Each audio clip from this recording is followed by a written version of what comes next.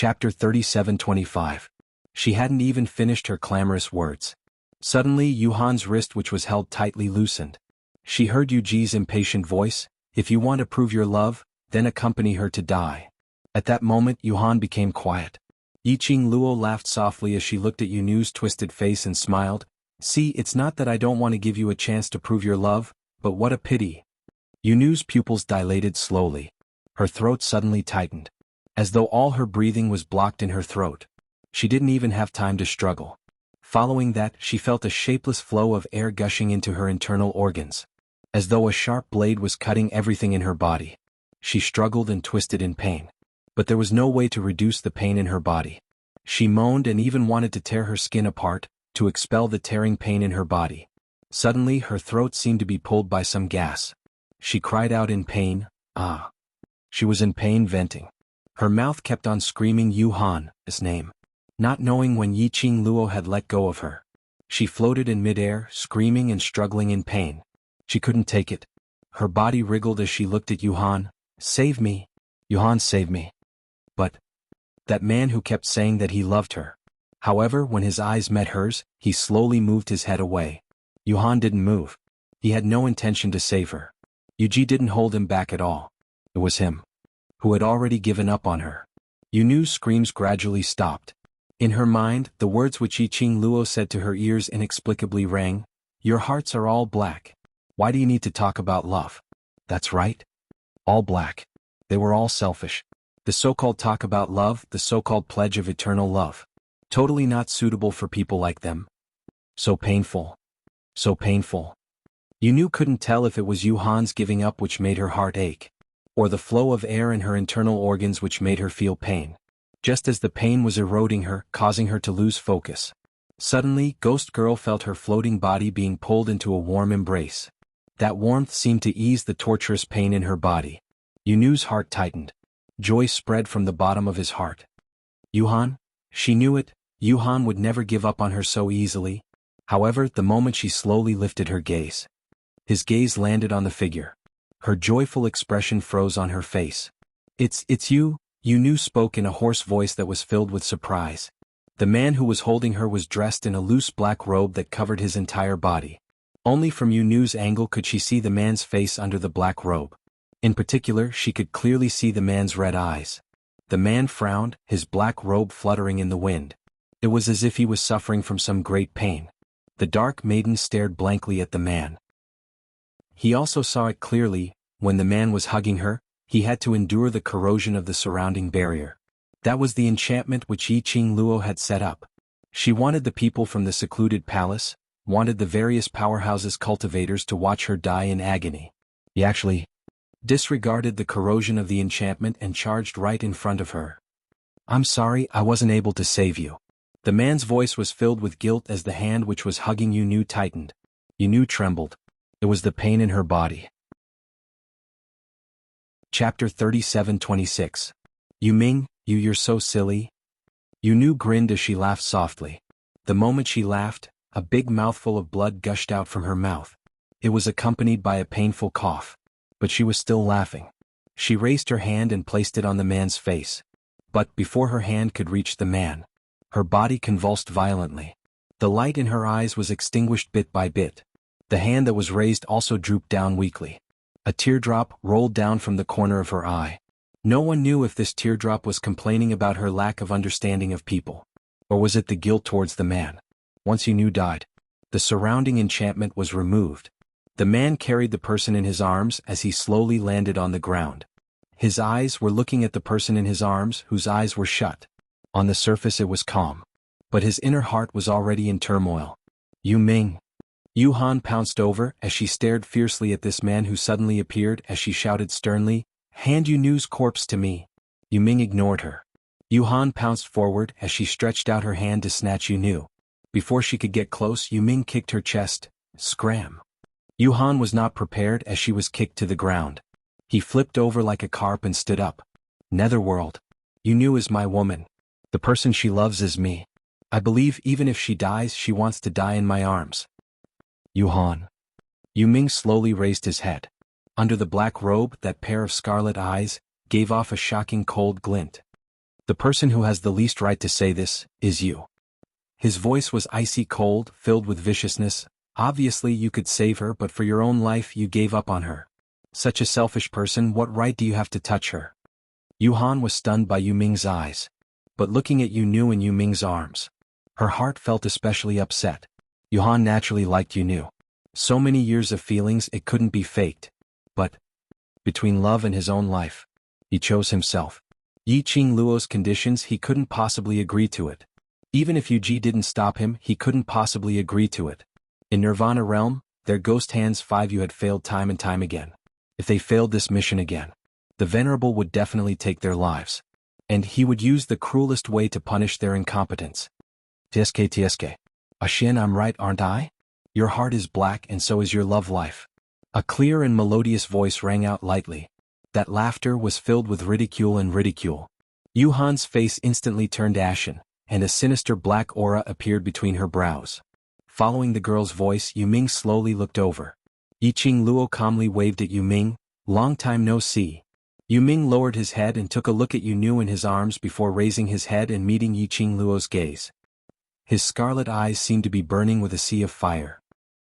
Seeing this, Yuhan's eyes flashed. Yu Ming, now is not the time to be calculative. You're also a member of the secluded palace, and your most beloved secluded maiden had died in Yi Qing Luo's hands. Even if it's to avenge Yu Nu, you should help. The Netherworld did not speak. I know you have the Netherworld mirror. You just need to use the Netherworld mirror to control the Venerable Sovereign. We'll take care of the rest. Yuhan added. He bumped Yu Ji again. Yu Ji's face darkened, but he thought about their mission and the nether mirror in Yu Ming's hand. Chapter 37-27. As Yu Ji spoke, he sized up Yu Ming's expression. Ghost Maiden's pain was caused by Yi Qing Luo. You love Ghost Maiden so deeply, you will definitely avenge her, right? Yu Ji and Yuhan had been persuading him for a long time. Yu Ming, who had been silent like a stone statue, finally moved. He carried Ghost Maiden's corpse as he slowly moved a few steps. He faced Yu Ji in Yuhan's direction. His face was expressionless, his eyes indifferent. You're right, I should avenge Ghost Maiden. His voice was very soft, so soft that if one didn't listen carefully, they wouldn't be able to hear what he said. Yu Ji and Yuhan's eyes lit up instantly. Yu Ming carried Ghost Maiden as he slowly walked towards Yuhan's direction. He walked very slowly. As he walked, he lowered his eyes to look at the person in his arms, that blood on the corner of her mouth, that painful expression even in death. A trace of treachery flashed past his scarlet eyes. On the other side, everyone who saw this scene had a grave expression. Luo. Who is that person? From their tone, they seem to have something that can restrain us? Qiao Yinyan frowned as he asked solemnly. His vision seemed to sweep past the man beside Yi Qing Luo. It wasn't hard to sense that the man had enmity towards him. Especially when he shouted out the 2 words, Luo. That man's icy cold gaze seemed as though it was going to freeze him into ice. That man was Luo's fiancé? In other words, the legendary Honorable Dizun? Qiao Yinyan's feeling wasn't wrong. Dmo Xian not only had enmity towards him. He didn't even allow Yi Qing Luo to talk to him. Just as Yi Qing Luo was about to reply, Dmo Xian suddenly clasped Yi Qing Luo's waist tightly as he spoke in a cold voice. Trying to restrain me? I can exterminate them anytime. Finishing his words, he lowered his eyes and looked at Yi Qing Luo tenderly. Since one is already dead, why don't we kill them all? Yi Qing Luo. Only Di San Sui would be jealous in such a Chinibu way in this world? This was called showing off his power in front of his love rival? Was he going to use his domineering aura to overwhelm his love rival? Yi Qing Luo gave Dmo Xian a stare, using her eyes to warn him not to be jealous before she opened her mouth.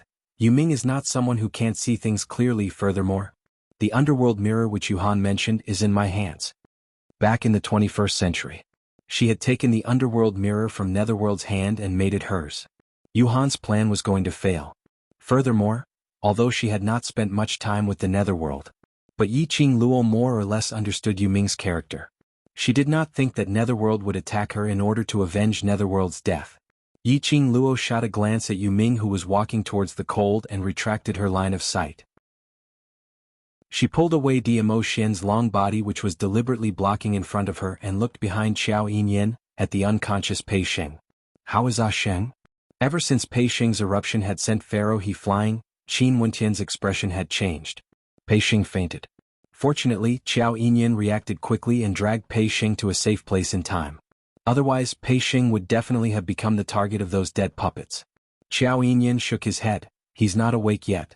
Perhaps the sudden eruption of energy had exceeded the limits of his body and his body is unable to take it.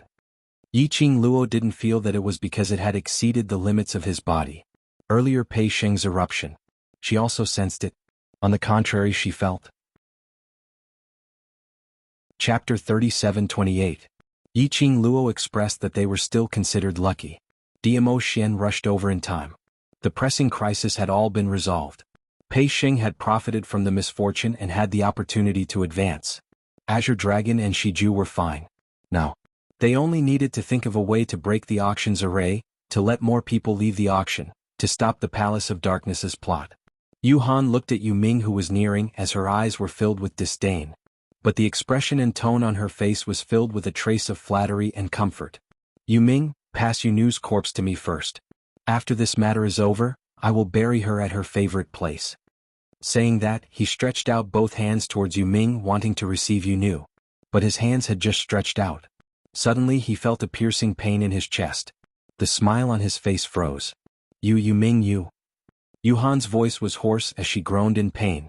He slowly lowered his head, only to see a hand pressing against his left chest. That hand, half of it had already entered into his body. It was so easy to hold his heart. Blood gushed out, dyeing Yu Ming's black robe red. Yu Ming, what are you doing? Yu Ji also reacted as he berated sternly. But looking at the expressionless Yu Ming, who was doing such a bloody scene, he didn't dare to step forward to stop him. His heart was being held tightly. This kind of pain was simply indescribable. Yu Han's painful face turned pale as her eyes widened, filled with doubt and puzzlement. Yu Ming met Yu Han's questioning gaze indifferently as he said word by word, "What you said is right, I should take revenge for Yu Nu. The person who forced Yu Nu to her death is you." Saying that, he grinned again as he laughed lowly. That insincere smile and that treacherous laughter. It was like a combination of lunatics. Yu Han only felt goosebumps all over as she was extremely terrified. Yu Nu loves you so much, she's dead, how can you live on alone? I can't let Yu Nu stay in this icy cold hell alone. He was still laughing. But the words that came out of his mouth made one's hair stand. No, I don't want. Bam. The last word, death, Yu Han didn't manage to say it out. The 5 fingers on his heart suddenly tightened. His heart was crushed. Blood splattered. His stiff body was mercilessly thrown aside. Yu Ming slowly lowered his hand. Blood was flowing from his fingers. He looked down at the woman in his arms and chuckled softly. I'm sorry, I can't bear to let you walk the Yellow Springs Road alone. I know you don't want me to accompany you, so I'll send your most beloved to accompany you. Yu Ming, are you crazy? Yu Ji looked at Yu Ming in disbelief. The netherworld hand was bleeding. His expressionless face made it seem as if he was not the one who had crushed Yu Han's heart. Yu Ji felt that in the next instant, it was very likely that he would come and pinch his heart. When Yu Ming raised his head and stared straight at him, Yu Ming's eyes were fixed on him. Yu Ji subconsciously took a few steps back. Didn't you want to avenge Yu Nu? Yu Nu was killed by Yiqing Luo. Yu Nu's death was so painful and it's all because of Yiqing Luo. Yu Ji's eyes were filled with panic as he hurriedly opened his mouth. However, Yu Ming continued to stare at him. His gaze was as if he was looking at a dead thing. In the 5 underworlds, it was undeniable that Yu Ming's ability was the strongest. But it was because Yu Ming's eyes were different from ordinary people, and his innate talent was the strongest. Chapter 37-29. They and Yu Ming hadn't met each other for so many years. Yu Ji felt that he had matured a lot. But when facing Yu Ming, he still had an instinctive fear in his heart. I'm taking revenge for her. Yu Ming looked straight at Yu Ji as his voice was calm. Yu Ji took another step back. Are you mistaken about the target of your revenge? Yu Ming laughed. Yiqing Luo is someone who keeps her promises. Earlier, if you had agreed to her request, Yu Nu wouldn't have died. You're insane. When Yu Ji heard Yu Ming's explanation, he was so infuriated that his face turned pale and instantly turned steely green. If we let them go, the Overlord will not let us off. In the end, we still have to die. So you better go and die. Yu Ming totally didn't listen to Yu Ji's explanation. As though he had lost Yu Nu, he had lost the intention to live. Anyway, the 3 of you have always been together. On the road to the netherworld, walk together. Yu Ji stared at Yu Ming, knowing that Yu Ming's current situation could be said to be beyond cure. His eyes sunk and his figure suddenly leapt towards the direction of the black-robed man, hiding his figure in the crowd. Immediately after, he commanded sternly, "Speed up, you must complete the mission." The black-robed man let out a beast-like howl as he roared and charged towards those various powerhouses cultivators. Yu Ming only sneered as he looked towards the direction of Yu Ji and those black-robed men, his lips curled into a sinister smile. Immediately after, he turned around and carried Yu Nu towards Yiqing Luo. Along the way, the blood on his fingers dripped all the way. He looked even more like a lunatic than old Lai. Qiao Yinyan, executive elder, and the others subconsciously tensed up their emotions as they stared at him vigilantly. Until Yu Ming's footsteps stopped 5 steps away from Yiqing Luo. Compared to the tensed emotions of the people around him, Yiqing Luo's expression looked much more relaxed and calm. Yu Ming stared at Yiqing Luo for some time as he frowned. "You seem certain that I won't stand on their side." "Indeed." Yiqing Luo didn't deny it. "You're not an idiot. Moreover, you understand their temperament better than anyone else." Netherworld pursed his lips, and a ripple appeared in his calm eyes. "But I actually hate you in my heart." "I know." Yiqing Luo smiled, "but I don't mind. After all, she was the one who killed the ghost girl. Regardless of the reason, he who loved Nethergirl definitely wanted to avenge her." Yu Ming's eyes became dark and gloomy, and his face became slightly hazy. "I really want to kill you." Yiqing Luo scoffed, "Saying such words to me in front of my man? Do you really want to go down and accompany your beloved woman?" Yu Ming took a look at Dmo Xian and kept his mouth shut with a black face. Towards Yu Ming's hatred, Yiqing Luo expressed her understanding. She was also certain that Netherworld would absolutely not make a move against her for now. Rather than hating her, the Netherworld should hate the Palace of Darkness and that so-called Venerable more. Yiqing Luo's brows rose. "You intend to hug her corpse and fight with your life on the line against the secluded palace?" "Take out the Nether Mirror," Yu Ming said calmly. Yiqing Luo laughed. "The Nether Mirror is mine now, are you trying to snatch it back?" "Borrow use." Yu Ming's words seemed to be squeezed out from the gaps of his teeth. Yiqing Luo was satisfied as she threw the Nether Mirror to Yu Ming. She had already signed the blood pact with the Nether Mirror, so she wasn't worried that Yu Ming had a way to snatch the Nether Mirror back. Chapter 3730. But he totally didn't bother about it. Yiqing Luo clicked her tongue. As expected, he couldn't be bothered to care for something that didn't belong to him. That bloodied hand was afraid of dirtying Ghost Maiden, so he didn't even dare to touch her. When he held onto the underworld mirror, he couldn't care less. Amen. Yiqing Luo ridiculed in her heart. But her eyes were fixated on Yu Ming's actions. There were many functions of the underworld mirror that she didn't understand. It was not practical to ask Yu Ming about it. She could only rely on herself to explore and learn secretly. Yu Ming held the underworld mirror and stared at Ghost Maiden for a long time, as though he wanted to imprint Ghost Maiden's face firmly in his mind. After a moment of silence, his fingers suddenly clenched the underworld mirror tightly as he shut his eyes tightly. The underworld mirror was aimed at Ghost Maiden. A white light flashed. Ghost Maiden's figure disappeared into Yu Ming's arms. Yu Ming held the underworld mirror tightly as he stared at the smooth mirror. His brows were filled with pain and struggle. He slowly raised his head and looked at Yiqing Luo. "Before the battle ends, can you leave the underworld mirror with me?" Although she didn't see clearly what Yu Ming did, but she could roughly guess. Yu Ming borrowed the power of the underworld mirror to temporarily preserve Ghost Maiden's corpse. Yiqing Luo didn't understand and couldn't understand why Yu Ming was so dead set on Yu Nu. But as a woman who was addicted to dating the Overlord, she understood Yu Ming very well. "Alright, but this counts as you owe me a favor, so you can only use the array entrance to open the auction to repay this favor." Yiqing Luo agreed straightforwardly. Yu Ming took a look at her and shifted his gaze away, not replying to her. Apparently, he didn't want to bother with her. Yiqing Luo didn't pursue for an answer. Anyway, if Yu Ming couldn't do it, he would always owe her a favor.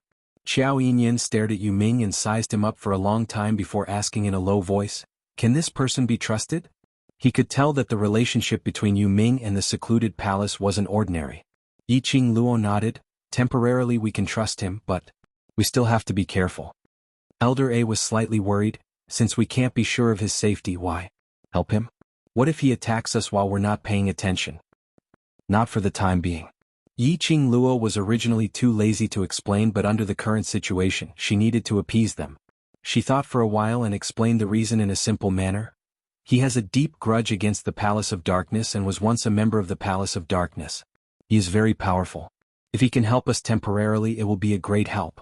Most importantly, he might have a way to break this formation. Executive Elder A's expression was very complicated, but he did not continue to ask. Let's hold off the monster's attacks for now. We're losing more and more people. Yi Qing Luo changed the topic. In the auction, various powerhouses' elites will suffer losses, and this will have a huge impact on their powerhouses. After the matter ends, there is a possibility that they will blame the losses on the auction. Her gaze swept past the executive elder and the Linglong Palace's hall master, who had a dark expression on his face. The few of you may have to bear full responsibility. Everyone's faces turned pale in an instant. Yi Qing Luo had already said so. They didn't dare to waste any more time.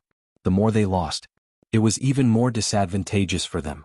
The entire auction was filled with profound radiance as various kinds of techniques filled the sky. The people around them had already joined the battle. Yi Qing Luo patted Dmo Xian's hand, which was placed on her waist. Claws. Chapter 37-31. Yi Qing Luo expressed that she couldn't see the man's grievances. She walked past Dmo Xian and walked slowly to Pei Sheng's side. The surrounding battle was too intense. If Qiao Yinyan kept paying attention to Pei Sheng, it would affect his battle power. But if she ignored Pei Sheng, the people from Gloomy Palace would definitely think of ways to deal with Pei Sheng again. After all, they were very clear. They could use Pei Sheng to threaten her. Yi Qing Luo took Pei Sheng's pulse and confirmed that he was fine. She thought for a moment and said to Yu Ming, "Use the underworld mirror to keep Pei Sheng in." Yu Ming frowned. Ghost Girl is inside. Separate. She wouldn't let Pei Sheng lie together with a corpse, especially that corpse was a lady. Guzi, she found out about this. Wouldn't she be filled with jealousy? Yu Ming's brows creased even tighter as he remained silent for a moment before he unwillingly walked over with the underworld mirror. The few people beside him stared at Yu Ming with vigilance. Yu Ming didn't mind as he walked to Yi Qing Luo's side. "Move aside." Yi Qing Luo obeyed as she stood up and moved aside. Yu Ming pointed the underworld mirror towards Pei Sheng. A flash of white light suddenly flickered. But the truth didn't look like what Yi Qing Luo had seen when Ghost Girl's body disappeared. Pei Sheng, who was lying on the ground, didn't disappear. Instead, he moved. First his fingers shook. Immediately following that, his body started to move slowly. Yu Ming took a step back with the underworld mirror, and his expression congealed as he looked at Pei Sheng in astonishment. "Who is this friend of yours? He can actually counter the power of the underworld mirror." Counter the power of the underworld mirror? Yi Qing Luo was shocked. His consciousness refused to enter the underworld mirror. Yu Ming kept the underworld mirror. "This is my first time encountering such a situation.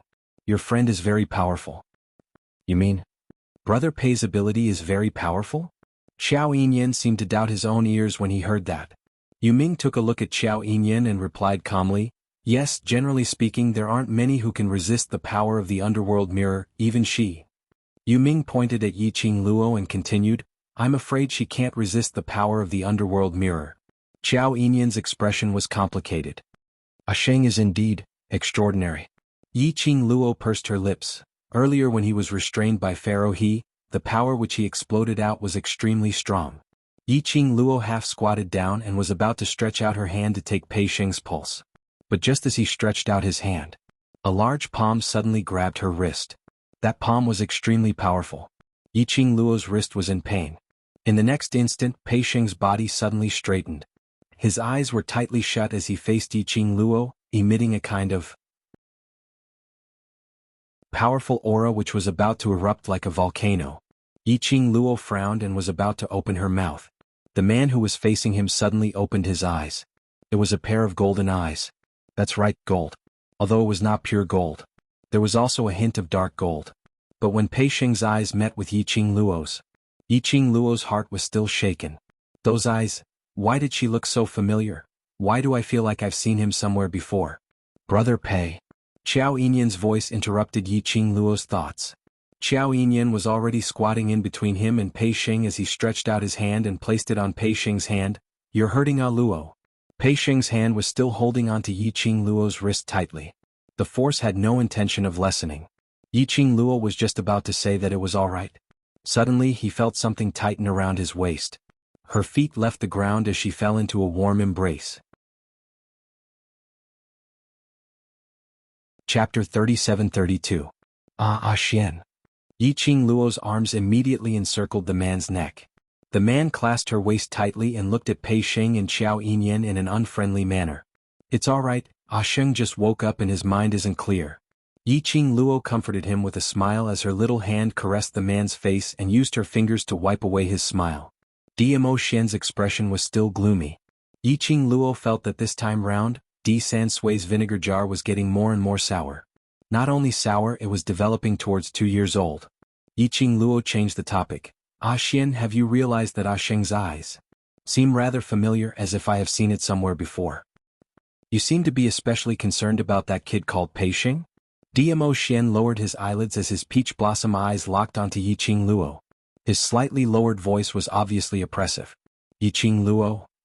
Alright, this change of topic made Di San Sui even more jealous. At this moment, a frivolous voice came from behind. Overlord, you will easily lose Qingluo in this way. Following that, Yi Qingluo saw Zhou Mo hugging Kitty Li as he walked towards them. Behind them was an expressionless ghost martial artist. When the three of them walked over, and even staged a mime.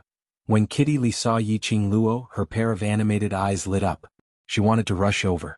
But she was hugged tightly by Zhou Mo. Kitty Li turned her head and stared at Zhou Mo with her claws and fangs bared. However, Zhou Mo patted her head and whispered something into her ear. This caused Kitty Li's cheeks to turn red. After that, she nestled in Zhou Mo's arms and stopped struggling. This scene unknowingly stuffed a mouthful of dog food into Yi Qingluo's mouth. Yi Qingluo expressed her heartache. Her Kitty Li had really been taken over by a fox. How long had it been? Kitty Li was subdued by the fox. After the mime ended, the three of them approached Yi Qingluo and the rest. Zhou Mo Xian raised his brows at Dmo Xian as he squinted his bewitching phoenix eyes and sloppily continued the topic earlier. Men, your possessiveness cannot be too strong. Qingluo has her own rights to make friends, and as Qingluo's man, how can you put on that attitude towards her friends? You still have to learn from this young master what is called a man's way of life. Dmo Xian abruptly shifted his gaze as he stared at Zhou Mo with an icy cold gaze. His eyes were surging with billowing waves. A chill ran down Zhou Mo's spine, and he tucked his tail between his legs. But his mouth was still unwilling to admit defeat as he raised his eyes towards Yi Qingluo. Qingluo, do you think what I said is right or not? Yi Qingluo? Why did he bring the topic back to her again? This was a suicidal question. Yi Qingluo was just about to open her mouth. But she met Dmo Xian's serious and solemn gaze. From Dmo Xian's eyes, she could tell. Dmo Xian was also asking her, was Zhou Mo right? Yi Qingluo, taking a deep breath, she pursed her pink lips and looked at Zhou Mo with a smile. Enunciating each word, she asked, I just like it when my man gets jealous and cares about my looks. I spoil and spoil him. So what? Jealous? Following that, her gaze shifted downwards as she looked at Kitty Li and her smile became even sweeter. Kitty Li, since young Master Mo wants to learn a man's way of life, then you should follow what he said and tell him what is called a man's real way of life. Zhou Mo's face turned pale in an instant, before he could even hug Kitty Li tightly. Chapter 37-33. Kitty Li looked at him righteously and said, You said it yourself. You can't be too possessive. A kitty has the right to make friends. Kitty wanted to be with her beloved big sister. If you really love cats, then you should satisfy them. Zhou Mo. Damn it. Lifting a rock only to smash one's own foot. So it hurts so much. Yi Qingluo's brows rose as she looked at him with a smile which didn't look like a smile. Isn't it fun to be mischievous? Are you still naughty? Kitty Li leaned in front of Yi Qingluo as her big eyes blinked, looking at Dmo Xian who was like a stone statue, standing motionless by the side. After that, it looked at Yi Qingluo adorably. Sister, Cat misses you so much. As he spoke, he opened his arms, looking like he was asking for a hug. Success made Dmo Xian's face darken. Yi Qingluo didn't miss the crafty smile in Kitty Li's eyes. Good job. How long had her cute and innocent little kitten spent with Zhou Mo, that sly fox? Did she become a little naughty cat? She even dared to tease her brother-in-law, the overlord. However, even if Yi Qingluo's heart was cursingly Mao's transformation. But looking at Kitty Li's cute little face, Yi Qingluo pushed her man away without any hesitation and turned around to embrace Kitty Li's petite body into her arms. Well, it's been a long time. just to satisfy his willful little sister's bad taste.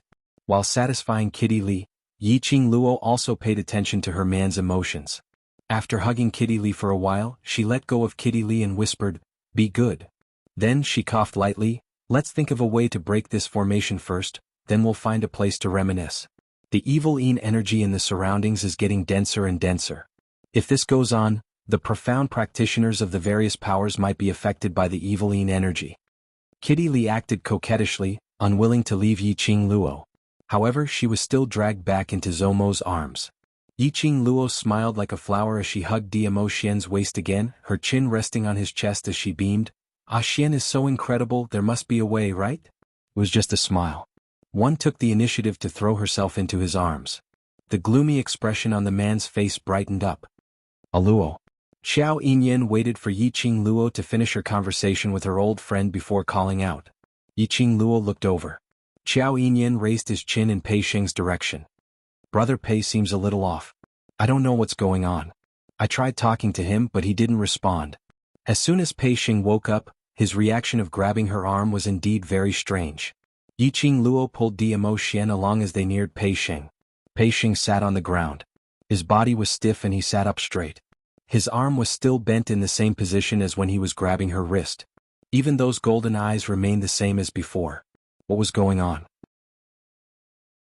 Yiqing Luo's slender brows creased slightly as she pulled Diamo Xian to a half-squat position. She tentatively reached out to Pei Sheng. He waved it in front of Pei Sheng and called out softly, "Ah Sheng?" The eyelashes of the man who was stunned on the spot trembled. Suddenly he shifted his line of sight towards Yiqing Luo. "Yiqing Luo? Didn't we agree? Why didn't he respond?" Xiao Yinyan. He was also very shocked. Could it be that Brother Pei despised him so he didn't give him any response? Diamo Xian. "Give you a look, feel it yourself." Pei Sheng stared at Yiqing Luo in a daze. Under the dim golden pupils, Yiqing Luo's face was reflected. Chapter 37-34. Yiqing Luo didn't know what kind of expression she should use to express her inner F***ck feelings at this moment. "Brother Pei, it's easy for people to misunderstand you. Think about your little sister Zishi." Yiqing Luo could clearly feel the low pressure coming from the man beside her. Yiqing Luo felt her throat itching again. She coughed a few times and looked at Pei Sheng calmly. "How are you?" "I don't know." Pei Sheng raised his arms, his eyes filled with confusion. "I feel that my body is different from before. It's as if I have inexhaustible strength." He blinked his golden eyes and said, "There seems to be a voice in my head urging me to fight to my heart's content." Yiqing Luo stared at Pei Sheng's face for a long time. Then he said, "Oh." He glanced at the battlefield not far away and said, "Go fight." Pei Sheng clenched his fists and felt the power in his body. However, his eyes were still filled with confusion and uncertainty. "Can I really do it?" "You have to believe in your own strength." Yiqing Luo withstood the enormous pressure as she patted Pei Sheng's shoulder. "Don't tell me you don't want to leave this place, don't want to return to the Treasures Exchange Hall, don't want to stay by Zishi's side and watch her wake up."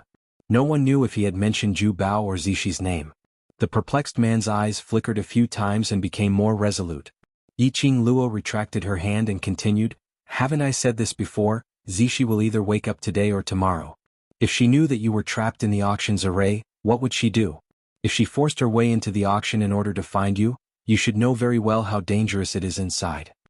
Pei Sheng suddenly raised his head, his clenched fists seemed to be surrounded by a thin layer of profound light. Although it was not obvious. However, his aura was extremely strong. He looked at the battlefield. Blood dyed the ground. It was a brutal and ruthless scene. His eyes gradually became sharp. Yiqing Luo pulled Diamo Xian as she slowly stood up and gave him an encouraging smile. "Go on." An afterimage flashed before his eyes. The man's figure had already rushed into the battlefield. His speed was as fast as lightning. Pei Sheng joined the battle. At first he wasn't used to it. However, after swinging his fists and punching the black-robed men one by one, the black-robed men exploded. Gradually he found the feeling. Moreover, he noticed that his attacks were different from the other profounders. The attacks of the other profound practitioners did not affect the black-robed man in the slightest. At most, he could only hinder the other party's movements. However, his attack and the profound strength that he released, he could completely suppress the black-robed man. Although it was not to the extent of destroying the other party.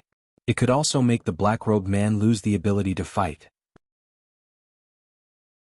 Yiqing Luo saw Pei Xing getting braver and braver as she retracted her vision. She felt like an old mother watching her son go to the battlefield. She sighed and stuffed herself into Diamo Xian's arms and said, "Did you hear that? He has other ladies in his heart and he treats me as his benefactor." "Did I say anything?" Diamo Xian raised his brows and asked. "Yiqing Luo?" "Indeed, he didn't say anything, but could you control your expression before asking back?" Diamo Xian suddenly suppressed his voice as he gave a smile which didn't look like a smile but was filled with danger. "You're in such a hurry to explain to me, looks like. You and him really?" Yiqing Luo directly raised her fist and pounded on her chest as she turned around and left. "Go be jealous if you like, I'm not going to serve you anymore."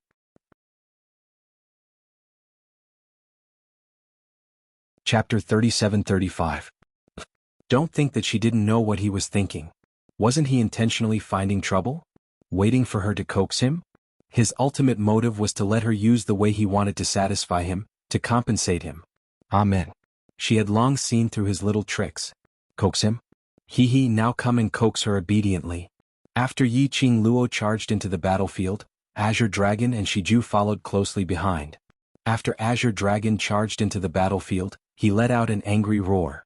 Following that, he turned into a huge dragon body as his dragon's breath spewed out and his tail swayed. A bunch of black-robed men were smashed into pieces.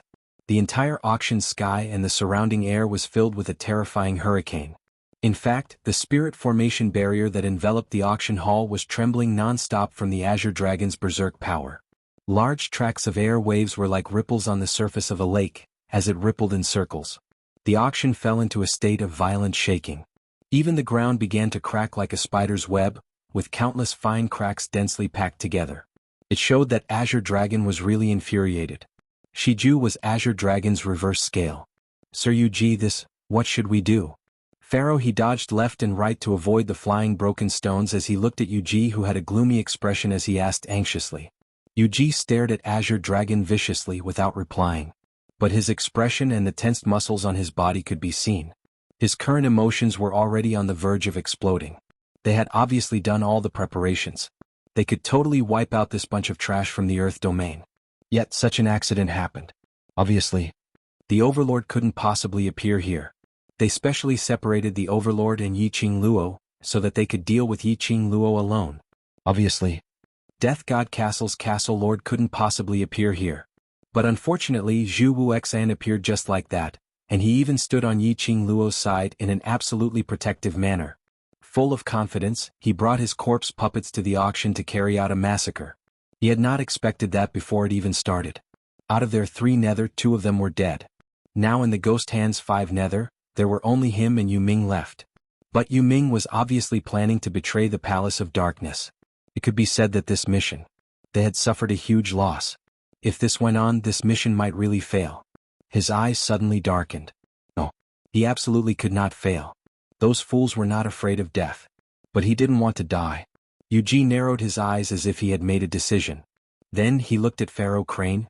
"Do you want to live?" Pharaoh Crane nodded vigorously. Didn't they join the Palace of Gloomy Darkness to survive? "Do you still remember the conditions of the deal between the Dark Organization and the Nether Palace?"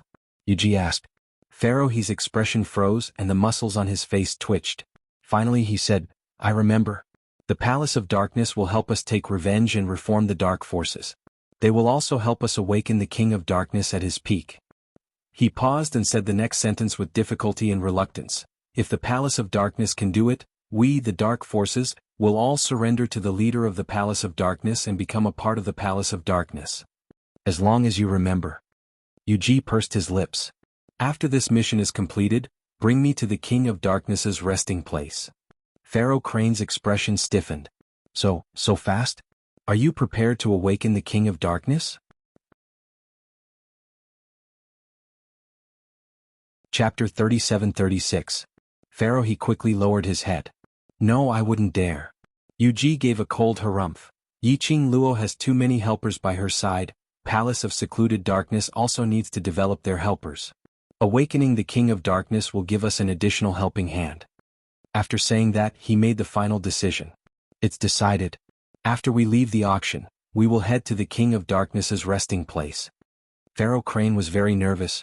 However, when he saw Yuji's impatient expression, he nodded in the end. Yes.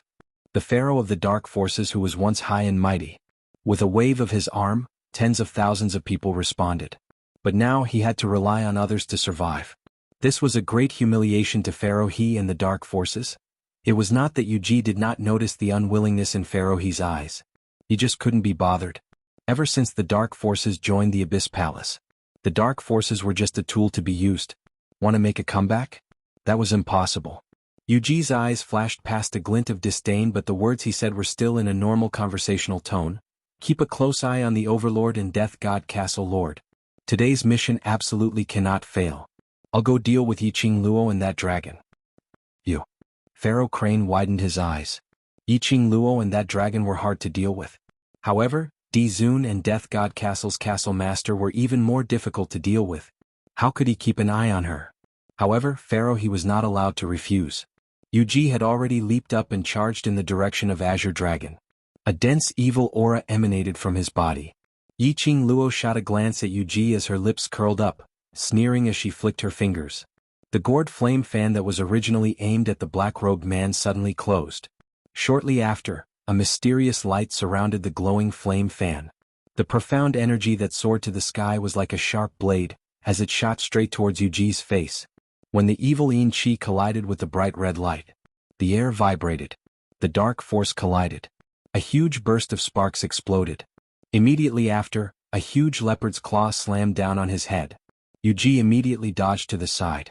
He was hit in the chest by the remaining power of the Shen light. He grunted and took 2 steps back. He clutched his chest as his sinister eyes, which were suffused with black chi, stared deadly at Yiqing Luo. Yiqing Luo raised her eyebrows in ridicule. Her long and narrow eyes seemed to be wrapped in frost. Finally willing to make a move? I thought you were going to continue to be a coward. Yiqing Luo, you will regret saying this. Yuji's eyes turned cold as the black gas enveloped him completely. He suddenly let out a roar. The hand that was covering his chest suddenly exerted force and directly plunged into his own body. Blood gushed out and dyed his hand red.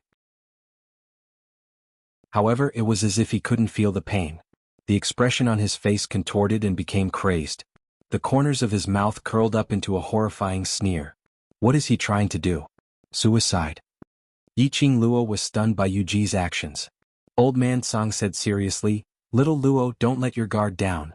I think he's planning to use his own flesh and blood to cast some forbidden technique. Yiqing Luo? Another forbidden technique. Other than using sinister methods, couldn't the Dark Palace fight them head-on? Yiqing Luo pursed her lips as she looked straight at Yuji. Forbidden technique, right? A forbidden technique which has been interrupted. Can it still be a forbidden technique? Her 5 fingers moved and the gourd flame fan turned into streaks of neighborhood light as it entangled towards Yuji from all directions, attempting to interrupt Yuji's thoughts. But just as her attack was about to get close to Yuji. Chapter 37:37. Bam! The profound light collided with the protective shield, causing the air to vibrate and shake violently. Yiqing Luo frowned and was about to attack further. Suddenly, a huge monster suddenly appeared in front of her. A huge roar with a fishy smell hit her in the face. Yiqing Luo even felt that the surrounding air had sunk into a burst of violent turbulence. She frowned, raised her hand and used the glower flame fan to block the incoming hurricane. What was going on? In front of her was a huge wave of profound chi. She couldn't see clearly what was happening in front of her. She could only hear the sound of cold air being sucked in, mixed with a few exclamations. Following that, there were terrified screams. As the fluctuation in front increased, the wave in front of her also dispersed in all directions. Yiqing Luo could vaguely see a huge beast crawling on the ground. That beast was half a head taller than the auction building. Its huge body slightly swayed and brought along a hurricane, which could send people flying at any time. The beast raised its head and roared. The sound was deep and deafening. Even the ground began to shake with that howl. That disgusting stench was emitted from the beast in front of her. What kind of monster was this? Was it the same as the fake white dragon's white fang, a corpse puppet? No. In his mind, Old Man Song very quickly gave a negative answer. That is the forbidden technique that this old man spoke of. Using one's own flesh and blood and strength to create dark beasts to fight alongside one's own. Dark attribute beast? Yi Qing Luo had never heard of this kind of beast and could only guess based on the surface. Could it be? This huge monster is a battle tool created by Yu Ji using his own flesh and blood. You can say that. Old Man Song said, this is completely different from a corpse puppet because it belongs to the illusory category. That beast can cause huge damage to you, but your attack is like hitting the fog, it doesn't hurt or itch. Yi Qing Luo's pupils contracted. So exaggerated? It seems that the other party is determined to succeed in this operation. Old Man Song said solemnly, you have to be careful. During the conversation with Old Man Song, that huge beast had completely taken shape. As the beast raised its claws, it landed heavily on the ground. The surrounding hurricanes and flying sand were all swept away in all directions. In Yi Qing Luo's line of sight, there appeared a gigantic. She couldn't tell what kind of wild beast it was. It looked like a tiger, a lion, and a leopard. Everything was alike, yet nothing was alike at all. All in all, it could be summed up with one word: ugly. It was extremely ugly. She had seen countless species of magical beasts. It was his first time seeing such an ugly beast. However, no matter how ugly it was, it could not conceal the powerful aura emitted from the beast. It was awe-inspiring, as if it was above the 9 heavens. That arrogance, the momentum of looking down on the world. It was definitely not inferior to the 4 great saint beasts. Roar! That wild beast faced Yi Qing Luo and opened its mouth to let out a deafening roar. The air surged and the ground shook. Yi Qing Luo expressed. She did not feel the domineering aura of a wild beast's provocation. She only felt the thick breath of a wild beast. That roar came down. His mouth was filled with the stench of blood and stench. It was disgusting. Yi Qing Luo felt that her stomach was extremely uncomfortable. Chapter 37-38. Suddenly, a ray of green light flashed past her eyes. A sturdy shield appeared in front of her. Following that, the stench also dissipated. It was the green dragon. The green dragon coiled its body and blocked in front of her, blocking the beast's turbid air. It enveloped her completely under its protective shield. Roar! The beast roared ferociously as the powerful aura exploded from its body and gradually rose. Rumble! The surrounding buildings also collapsed under the roars of the wild beasts. Roar, roar, roar! The beast seemed to be afraid of the green dragon. After it realized that it was unable to attack Yi Qing Luo, it turned around and waved its claw towards the other side of the battlefield. A nearly 3 meters tall gigantic beast could cause the earth to quake and mountains to shake with just one claw. The ground cracked and collapsed. The violent force was like a tornado, sweeping up the crushed stones and soil on the ground, scattering in all directions. That overbearing power. It wiped out a group of cultivators in a matter of minutes. The crushed stones that splashed out entered the cultivators' bodies and took away their lives directly. Its power was so strong that it made one fearful. For a moment, the auction was filled with wails.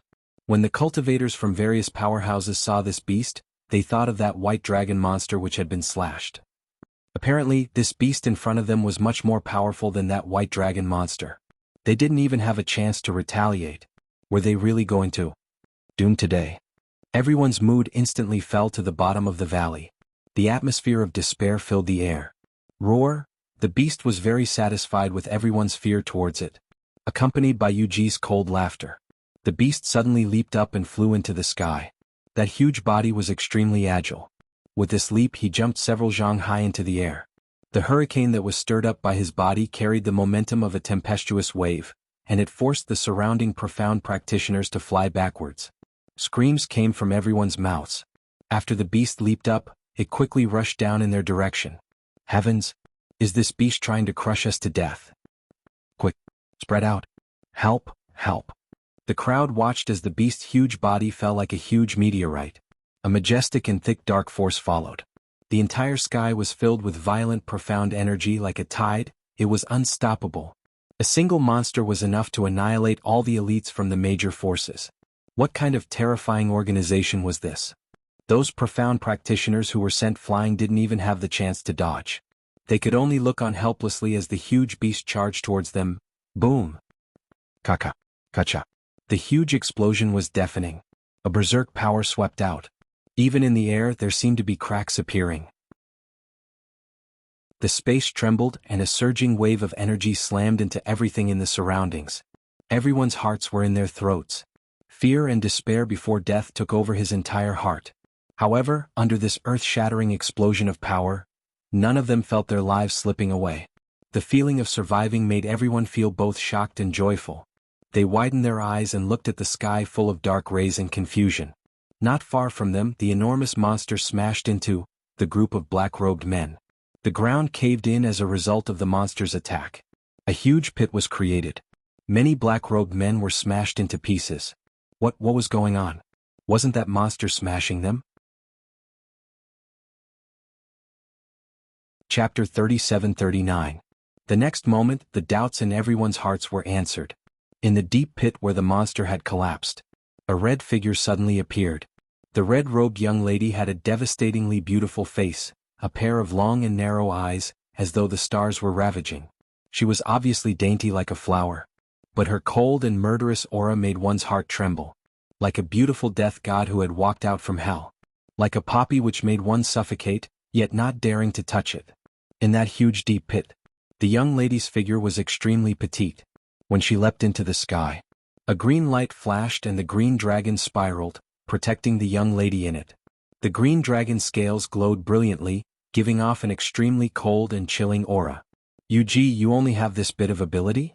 The girl's clear and cold voice carried an oppressive aura, mixed with a trace of obvious ridicule. When the crowd heard this, their hearts were in their throats. Did this lady know what she was saying? That monster was summoned by the people from the Palace of Darkness. She provoked the other party. If she angered that monster, what if it swallowed her in one mouthful? At this moment in everyone's hearts, they had subconsciously placed their hopes on this young lady. They had totally forgotten. Not long ago they were still suspecting her in every way. Perhaps it was because right now, everyone's hearts were already filled with despair. Only Yiqing Luo, this young lady, a newborn calf who wasn't afraid of the tiger, dared to hoot at the Palace of Darkness, and had such a noble war pet. So they tried to find hope in the midst of despair. They subconsciously felt that, if they wanted to leave the auction alive, they could only rely on this young lady called Yiqing Luo. And because of that, hearing Yiqing Luo's provocation, everyone was so nervous that they were suffocating. As expected, Yuji was provoked. His face was pale, one hand was still pressed on his chest, tightly holding onto his flesh, allowing the blood to flow on his palm. He smiled sinisterly at Yiqing Luo, laughing coldly. Yiqing Luo, your luck will not last forever. So what if you have the green dragon? You will absolutely not be able to defeat my blood fang. Using my flesh and blood to construct the blood fang. Following Yuji's passionate low roar, the huge beast buried in the deep pit suddenly gave a loud roar. Immediately after, the ground began to shake violently. Beast slapped the ground hard.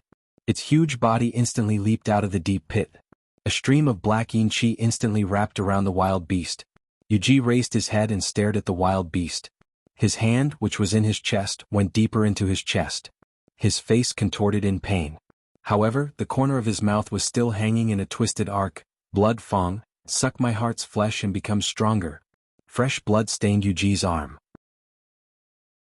Then little by little, it dissipated on his skin. Yiqing Luo could clearly feel that the energy of the monster wrapped in yin qi had grown stronger. Damn it. A monster created from flesh and blood. As long as it continued to suck its master's blood, it would be able to recover and level up? You guessed correctly. Old Man Song explained, this kind of forbidden technique is extremely cruel. If there's even the slightest bit of carelessness, the person who digs out the blood from their own heart will die from excessive blood loss or from the wrong position. Once the master dies, the monster will also disappear. Yiqing Luo looked at Yuji, then I'll just attack Yuji. Chapter 37-40. Damn it. Did it need to be so difficult? Yiqing Luo's brows creased tightly as her lips pursed tightly.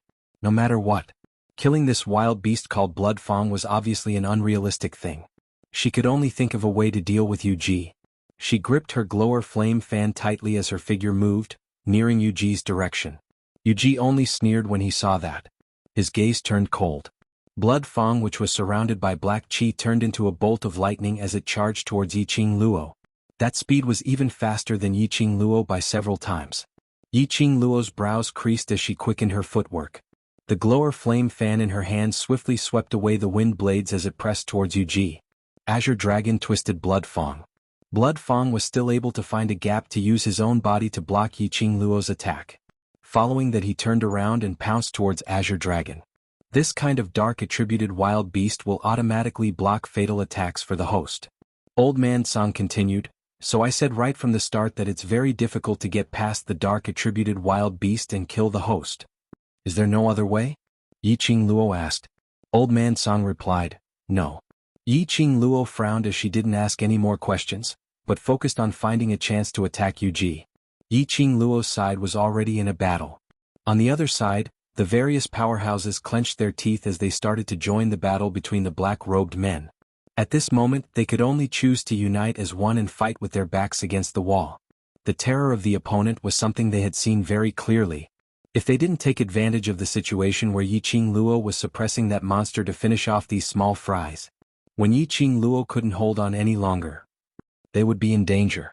Everyone started to fight, which made the executive elders heave a sigh of relief. Everyone started to join in the battle. Gui Wu, Zhou Mo and Mao Mao joined in. The battle was much easier than before. Numerous attacks and dazzling profound energy filled the sky. The surging majestic energy was like surging waves as it surged continuously. Battle intent and killing intent intertwined in the air. But on the chaotic battlefield, there were two extremely abrupt presences. One red and one purple. Two men with outstanding temperament, as though they were aloof from the world, stood in the middle of the battlefield without any intention to make a move. Unfortunately, the two men's temperament was so powerful that it suppressed everyone from the secluded palace. It didn't matter if it was the people from the major forces or the Palace of Darkness. They would consciously avoid the two of them, not daring to get close to them. The biggest similarity between the two of them was, from the beginning until the end, his gaze had never left the young girl who was fighting Yuji and Shueya. It was as if, in his eyes, even in the entire world, there was only this girl. The dark light that filled the sky was sharp and murderous. The young girl moved quickly among the wild beasts. Her coordination with the Azure Dragon was reflected in the eyes of the two men. At this moment, suddenly the beast roared. From his wide-open mouth he spat out another ball of sticky stuff. When the sticky giant thing landed on the ground, it was covered in blood. It also let out a roar similar to Bloodfang's. This sudden change made Yiqing Luo stunned. The stench in the air was getting stronger and stronger. The stench was like the stench of a corpse that had been rotting for many years, and it also carried a thick stench of blood. Apart from the size of the beasts, they were almost identical in appearance. Yiqing Luo was cursing in her heart. How could he give birth from his mouth? And it gave birth so quickly? Opening his mouth and spitting out, he gave birth to a monster that looked exactly the same. One wild beast was already hard to deal with, and now there was a second one. Illusory wild beasts were willful, right? Chapter 3741. Oh my god, that monster actually gave birth to a new monster? What's going on? Is that an illusion? Are we really going to die here? Everyone opened their eyes wide in disbelief after seeing Beast's godly performance. The confidence and fighting spirit that they had worked so hard to nurture. All of them were badly hurt. One monster was enough to wipe them out. Not to mention the addition of another one. This was not giving them a chance to live. Cough cough. The Palace of Darkness said that as long as you join us, you can leave this place alive. While everyone was panicking, a voice panting heavily sounded, enunciating every word. Xiao Yulu walked out from the corner. She was still holding onto the wall, her face pale. Her white dress was stained red with blood. Her body was still trembling slightly. Obviously, her injuries were not light. She could walk out now. She had already used up all of her strength. Xiao Yulu gritted her teeth and endured the pain. She stared at the people on the battlefield with her dark eyes and spoke again. Join the Palace of Darkness. You have also seen the strength of the Dark Nether Palace. Their strength will let us see real hope. After she said this, she coughed hard. Mouthfuls of blood gushed out. Without embroiling city's fairy? Princess Yulu? Everyone was attracted by Xiao Yulu's voice and looked at her. After hearing Xiao Yulu's words, their expressions were no longer as resistant as before. Instead, they loosened up. After seeing the power of the Palace of Darkness, those who wanted to live would naturally no longer resist. Looking at the huge beast, the ground full of blood and corpses, everyone's hearts started to waver. With Xiao Yulu's help, Yuji seized the chance and said, "That's right. As long as you join the Palace of Darkness and become its disciples, I will guarantee your safety. I will join. Me too. Is what you're saying true? As long as we join, we can leave the auction? Then I will join too. More and more profound practitioners, driven by fear, chose to join the Palace of Darkness. There were also some who wanted to make a decision after leaving the auction. But such little cleverness. How could the gloomy palace, which had always played dirty, not be on guard? As the profound practitioners who joined the Nether Palace walked towards the black-robed man according to Yuji's request, a ray of black light scattered across the sky like a fairy scattering flowers. Strings of black light flowed into the bodies of the various profound practitioners. The expressions of all the profound practitioners changed greatly, and they immediately covered their chests as they questioned in panic. Yuji's face was pale. Because one of his hands was still stuck in his chest, he looked extremely sinister and terrifying. He coldly swept his gaze across the panicking profound practitioners in front of him and sneered, "This is the mark of Dark Ghost Palace. After becoming a disciple of Dark Ghost Palace, you can only be loyal to Dark Ghost Palace. If you do anything that goes against Dark Ghost Palace's mark will devour your flesh and soul." What? What kind of bullsh** T mark is that? Aren't you making things difficult for me? I don't want this kind of mark.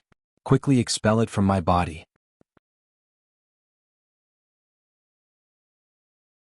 Chapter 3742. Someone shouted, "Don't try to scare me. I don't believe in this. Using such a method to force me. I don't want to do it anymore." The man cursed as he turned around and walked towards the direction of the major forces. However, before he took a few steps, suddenly that person stopped. Then he let out an extremely tragic cry. That person turned into a mist of blood in front of everyone's eyes. The most shocking thing was, within the blood mist, there was a ball of black flowing light. The flowing light flickered. The blood mist gathered towards the flowing light. Then it returned to Yuji's hand. This scene stunned those profounders who were clamoring. They pressed their chests. Their faces were filled with fear and unease. The thing that entered their bodies was like a timed attack device. It was very likely that they would all be devoured in the next instant. How would they dare to act rashly? Is there anyone else who wants to leave? Yuji sneered when he saw that he had successfully intimidated everyone with this move of killing the chicken to warn the monkeys. All the profound practitioners' faces were pale and filled with fear. No one dared to clamor anymore. However, this interlude. This caused those profound practitioners who were planning to join the Nether Palace to start hesitating again. What are you hesitating for? There's nothing to hesitate about. Xiao Yulu tried to persuade them again. However, after saying this, she seemed to have lost all her strength. Her body went limp and she sat on the ground against the wall. Her blood stained the ground. She held on and continued, "As long as you don't have any thoughts of betraying the Palace of Darkness, so what if this imprint is in your bodies? I feel that this will not affect you." Everyone turned to look at Xiao Yulu at the same time.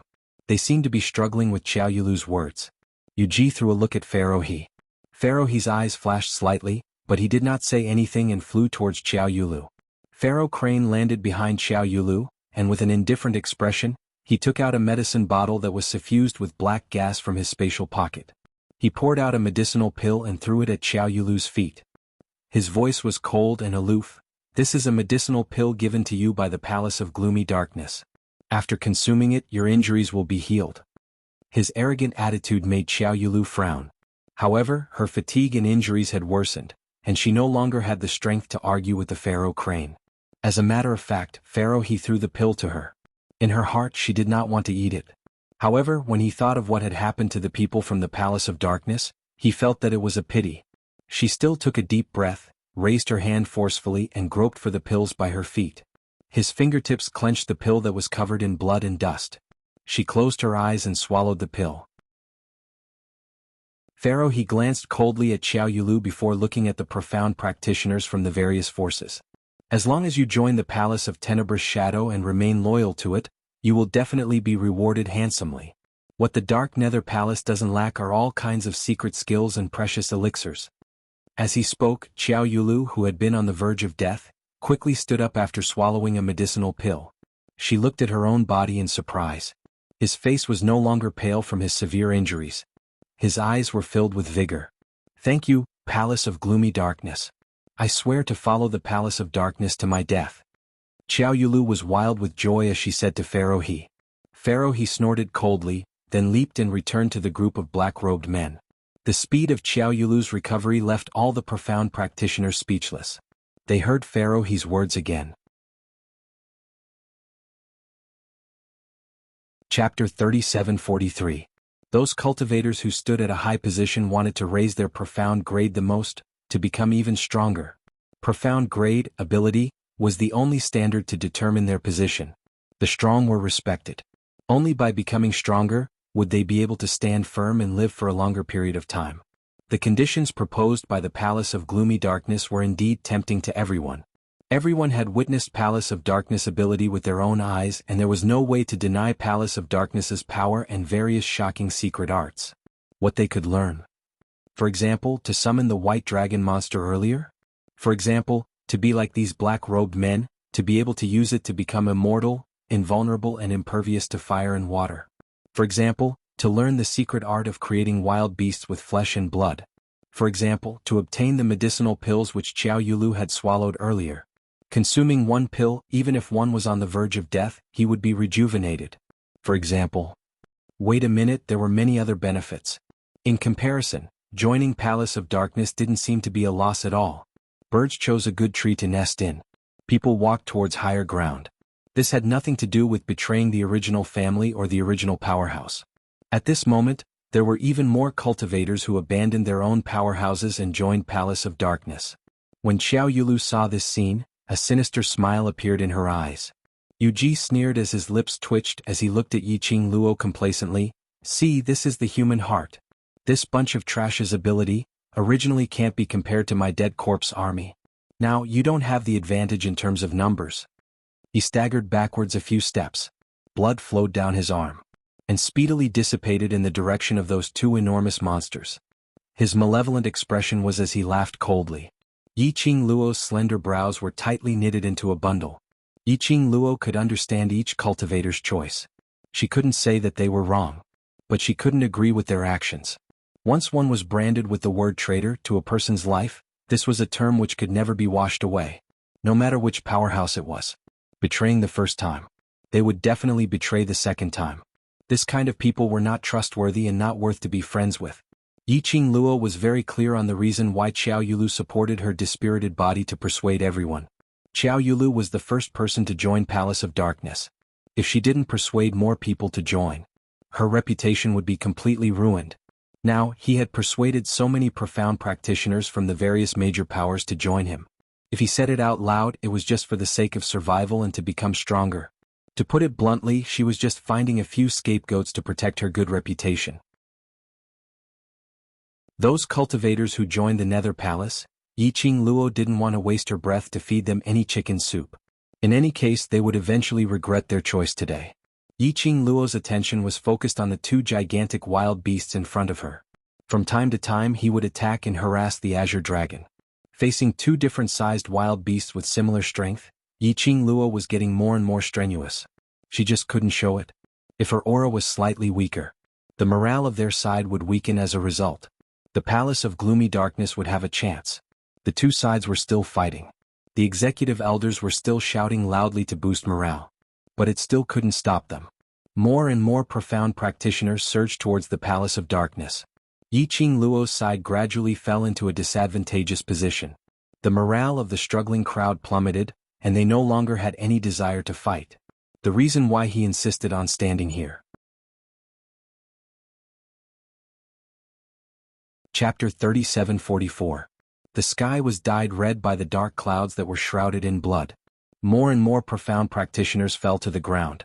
Just a moment ago they were comrades. The next moment he became an enemy, and he even died at the hands of the other party. Yiqing Luo's brows creased tightly when she saw this. If he didn't do something to boost the morale of the soldiers, then he would definitely die. This group of profounders were simply waiting for death. She glanced at the two blood fangs that surrounded her, and her eyes flickered slightly. Azure Dragon. The Azure Dragon let out a low roar. Immediately after, Yiqing Luo's 5 fingers moved and the glower flame fan suddenly surged, drawing out a strong airflow, chopping down towards the two blood fangs. Meanwhile, Yiqing Luo leapt up and flipped onto the green dragon's back. The azure dragon's huge tail suddenly flipped. Heavy waves of chi crisscrossed the sky. A berserk power that seemed capable of destroying heaven and earth slammed against the ground like raging waves. The entire battlefield was covered in rubble. In this chaos, Yiqing Luo called out to Shiju, who was battling with Li Mao and the others in her heart. Her body suddenly fell down. Shiju's massive body caught her firmly. Then it quickly flew towards where Pharaoh Crane and Xiao Yulu were standing. Yu Ji, who was protected by two blood fangs, couldn't move. But Pharaoh Crane and Xiao Yulu, these two scum. It shouldn't be a problem to solve it. Yiqing Luo expressed that she, a person who had not even reached the standard to ascend to the Earth Realm, in order to motivate a group of Earth Realm cultivators, she was willing to give it her all. If this group of profound practitioners were still so weak, could she choose to become evil and kill them with her own hands? Yiqing Luo's actions were extremely swift, and in a blink of an eye, she had already dashed in front of Xiao Yulu. Perhaps Xiao Yulu thought that those two wild beasts were enough to trap Yiqing Luo. He didn't even have time to react. Immediately after, a red figure flashed past. Her neck was lifted by a slender and fair hand. Xiao Yulu's eyes narrowed. She had just escaped from death. He hadn't even had the chance to enjoy the feeling of being alive again. Death had found her here. Xiao Yulu's face contorted in pain. But she could not struggle. Because the moment Yiqing Luo locked her neck tightly, he commanded Shiju to soar into the sky.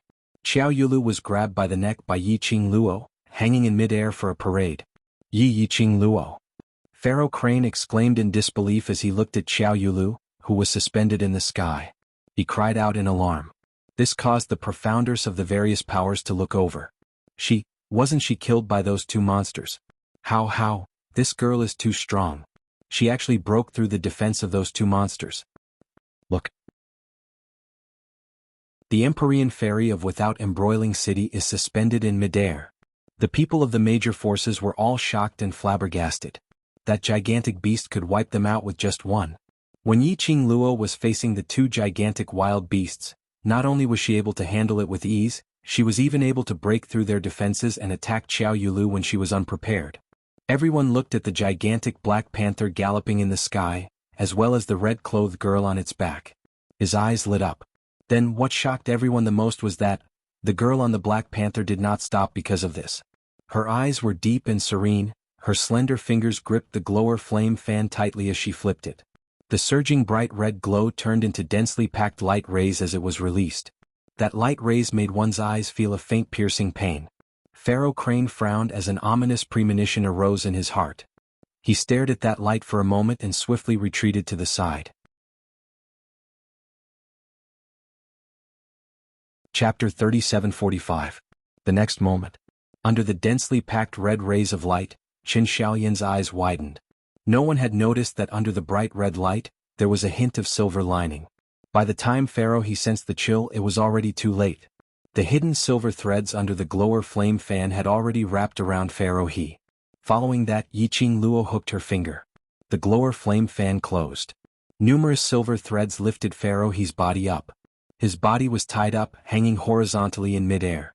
Ah! Pharaoh he cried out miserably. His four limbs kept struggling in midair. The icy cold silver threads were like sharp blades, sticking close to his skin, his flesh. Faintly there was a piercing pain. He could even feel a thick liquid spilling out from his body. Those silver threads were not ordinary silver threads. When Pharaoh Crane realized this, his entire body froze. Palace of Darkness, you're just a rat hiding in the dark, how dare you speak such bullshit in front of all the famous sects? The young lady's cold laughter echoed throughout the entire auction. Her tone was filled with ridicule. Since the two of you beautified Palace of Darkness so well, then, do you think that before you die, you'll be able to see the people from Palace of Darkness? Save you? Pharaoh he and Xiao Yulu's eyes widened in terror, but they had no strength to move. Yiqing Luo's lips curled as her gaze looked downwards, at those cultivators who had lost all their battle intent. Do you really understand what is a strong cultivator? A real strong cultivator, will they escape from danger? A real strong cultivator, will they seek for shortcuts to improve themselves? A real strong cultivator, in front of the battlefield, will they doubt their own ability to wear down their battle intent?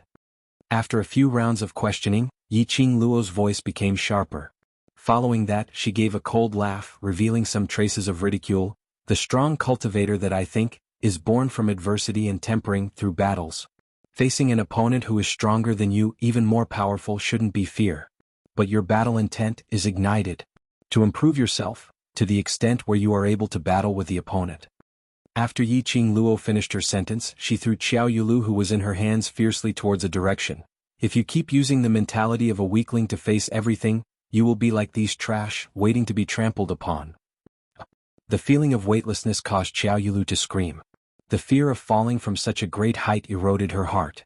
This fall did not have the assistance of any profound qi. She would definitely be smashed into minced meat. Pharaoh Crane let out a painful groan. The silver threads wrapped around him, causing his body to spin like a spiral. Just a moment ago, the two people from Gloom Palace were still stirring up the people's hearts. In the next instant he was in such a sorry state. Coupled with Yi Qing Luo's words, everyone felt ashamed and embarrassed. He had lived for more than half of his life, but he was still not as clear as a girl. Everyone was still a little afraid. However, his confidence was greatly boosted. Ah! Qiao Yulu's ear-piercing scream pierced through the sky. Those screams made one's head hurt. Her body was caught firmly by someone. She was nestled in that person's arms, screaming to vent the fear and pain in her heart. The person who was hugging her frowned tightly as his expression was impatient. When he opened his mouth, his voice was chilly. Scream again and I'll throw you out. Qiao Yulu was so frightened that she was shivering. Hearing that voice, her tightly shut eyes immediately opened, as her eyes stared intently at the person who was hugging her. When she saw that person's face clearly. Chapter 3746. The person who caught Qiao Yulu was none other than Qiao Yinyan. The direction in which Yi Qing Luo threw the man was in the direction of Qiao Yinyan. After all, Qiao Yulu was Qiao Yinyan's younger sister. She was the biological daughter of Patriarch Qiao. Yi Qing Luo naturally couldn't really take action to claim Qiao Yulu's life.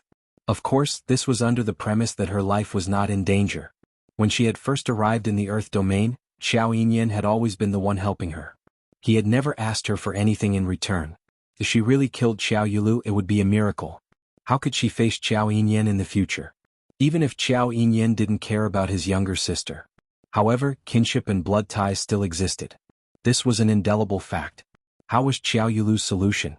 Qiao Yinyan would be the only one to make the decision. Yi Qing Luo withdrew her vision and didn't pay any more attention to Qiao Yinyan and Qiao Yulu's situation. Instead, he moved his fingers and tightened the silver thread in his hand. Then he swept up the Pharaoh Crane and threw him in the direction of the two enormous beasts. Yi Qing Luo, Azure Dragon and Shiju worked together to grab hold of the opportunity to reverse the current situation, which seemed to have taken a very long time. In reality, it was less than the time it took for a stick of incense to burn. The Azure Dragon, who was facing two gigantic beasts, was slowly falling into a disadvantageous position. Not to mention the Green Dragon's power because of the contract with Yi Qing Luo, or because the Earth realm would be suppressed by the realm's balance. For example, this land was also a restriction for Azure Dragon. The auction venue was extremely vast, but there was a large group of profounders and a large group of black-robed people. Most importantly, these two Blood Fang monsters were too huge. The size of the Azure Dragon and the size of the two Blood Fangs. The space for battle was not too big. Moreover, Azure Dragon was different from Blood Fang. The Azure Dragon had to take into consideration that the cultivators of the major forces would not be harmed. As for Blood Fang, he didn't care. He didn't differentiate between friend and foe. As long as he could attack, he would attack without hesitation. The more apprehensions there were, naturally their combat power would be affected. After Yi Qing Luo had roused the hearts of the people, he immediately used Pharaoh He to force Blood Fang's entanglement on the Azure Dragon. Ah! Pharaoh He's terrified scream pierced through the horizon. His body was directly thrown into the overbearing profound energy which was like a sharp blade's force. Ah! Even more miserable screams rang out. Just as Pharaoh Crane was thrown over, Blood Fang opened his mouth and bit him. He didn't even chew it before swallowing it into his stomach. He took advantage of Shuya's momentary distraction. Yi Qing Luo and Azure Dragon's vision met. His fingers gripping the glowing flame fan tightened. She displayed her footwork and violent dark force surged out.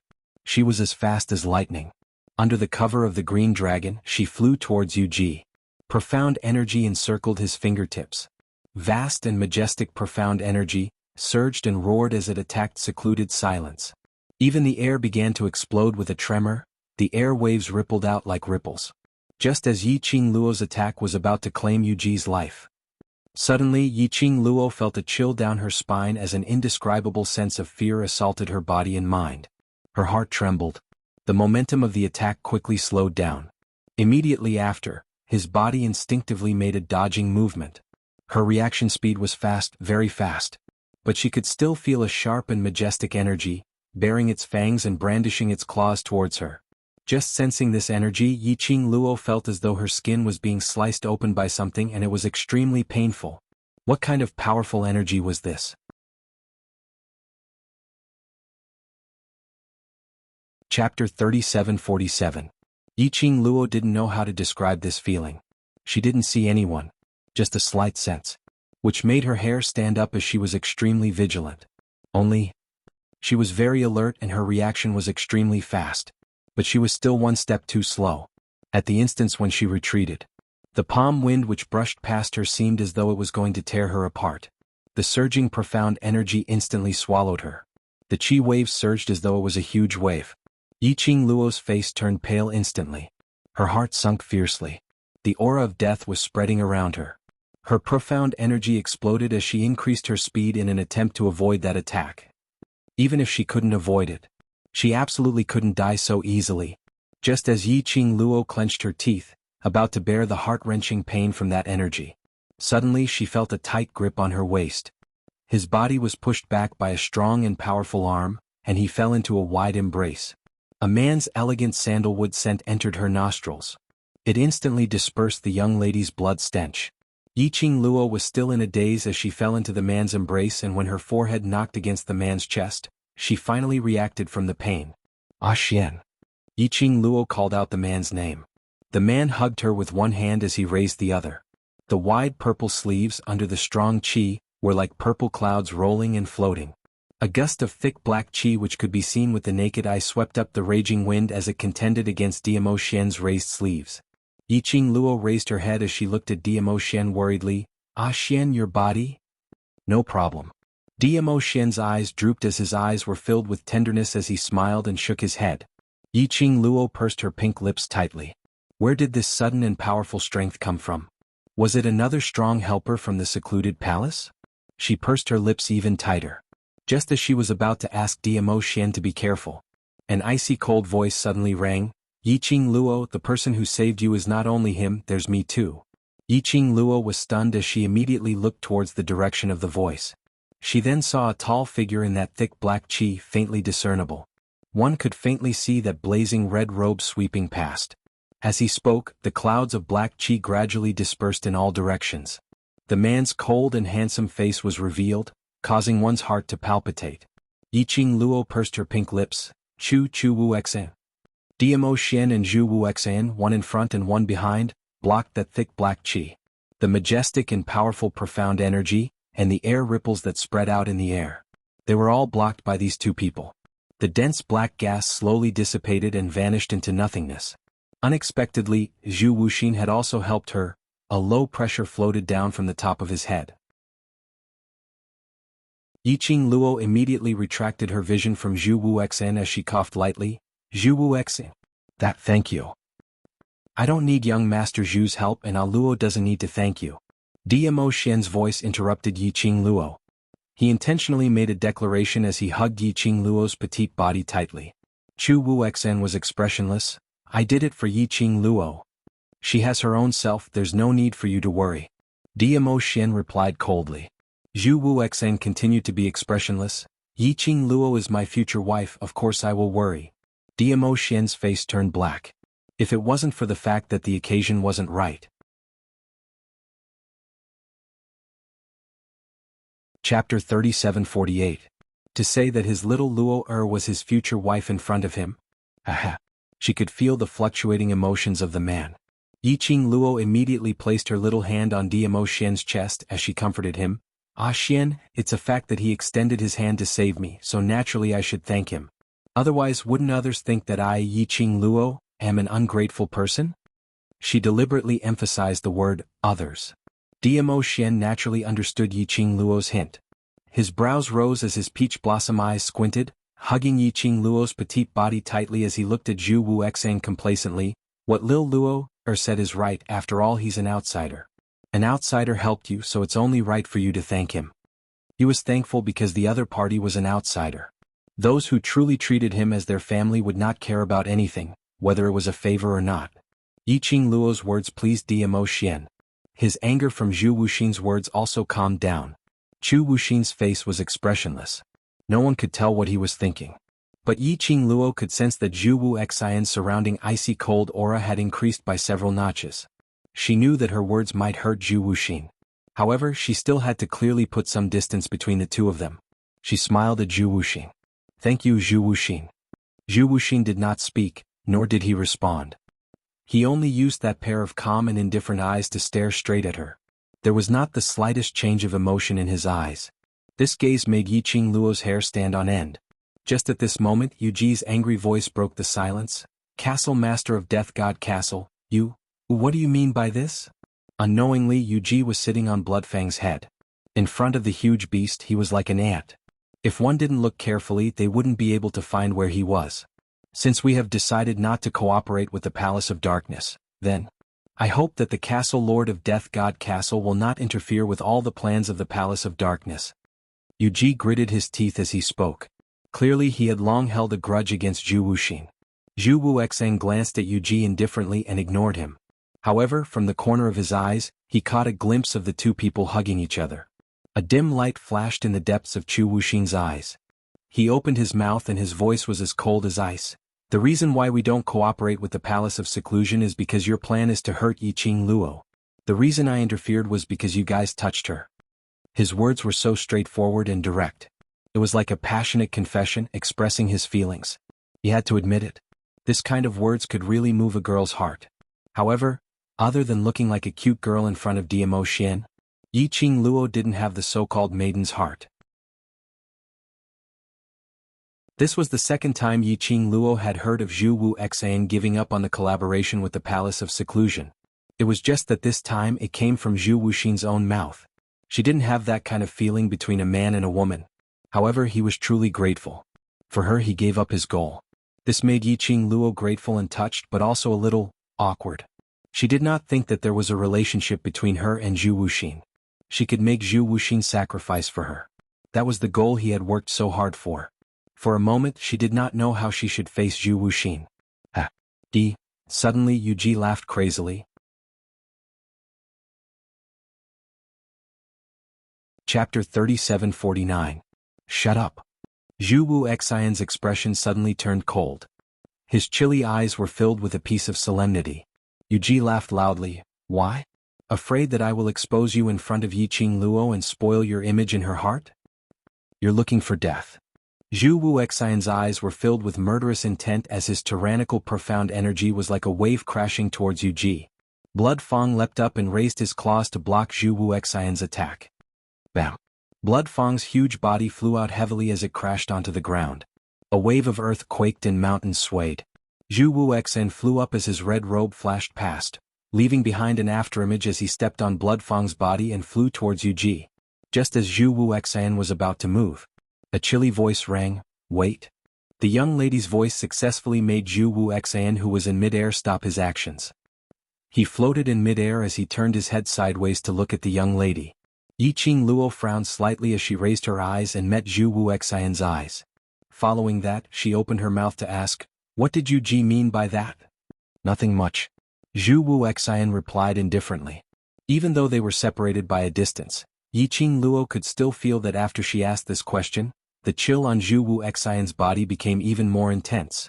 Yu Ji, who was hiding on the other Blood Fang's back, was filled with cold sweat after he escaped death. He clutched at his chest and panted heavily, but he couldn't stop laughing. Of course he doesn't want to tell you. Not so long ago the high and mighty young Master Chu would actually do something for a woman, and a woman who's already someone else's wife. What a joke, what a joke. Yu Ji. Zhu Wuxian's icy cold voice stopped Yu Ji as his chilly eyes stared deadly at Yu Ji. Yiqing Luo frowned as her little hand patted Dmo Xian's hand, which was placed on her waist. After Dmo Xian let go of her, she leapt up and faced Zhu Wuxian. What he said is related to me, so I have the right to know what happened. The two of them stood face to face. The icy cold flame encircled the two of them. The raging hurricane was also surging around the two of them, but it didn't come near them. Zhu Wuxin did not speak. There seemed to be a storm gathering on his expressionless face. Yiqing Luo pursed her lips and shifted her gaze towards Yu Ji. What did you say earlier? Say it again. Perhaps he wanted to sow discord between her and Zhu Wuxin. Perhaps he was already dissatisfied with Zhu Wuxin's coldness and wanted to make Zhu Wuxin suffer. When Yiqing Luo asked, secluded silence. Yu Ji answered without hesitation. You didn't hear wrongly. The moment you arrived in the Earth realm, you were separated from Di Zun and the others. It wasn't an accident, nor was it because of the turbulence in the passageway leading to the upper realm. It was all planned by young Master Zhu. After Yu Ji said this, he immediately looked at Zhu Wuxin, afraid that Zhu Wuxin would be angered by this. However, he saw Zhu Wuxin standing there silently. Wisps of black hair covered half of Zhu Wuxin's face. His emotions were also concealed within. When Yu Ji saw that Zhu Wuxin didn't have any reaction, he didn't even try to defend himself. Instantly, as though he had caught hold of Zhu Wuxin's weakness, he sneered as he continued, in order to get you, he resorted to unscrupulous means. Yiqing Luo, do you feel that the image of him in your heart has been destroyed? That man totally isn't like what he showed. Yu Ji slandered Zhu Wuxin without any limits.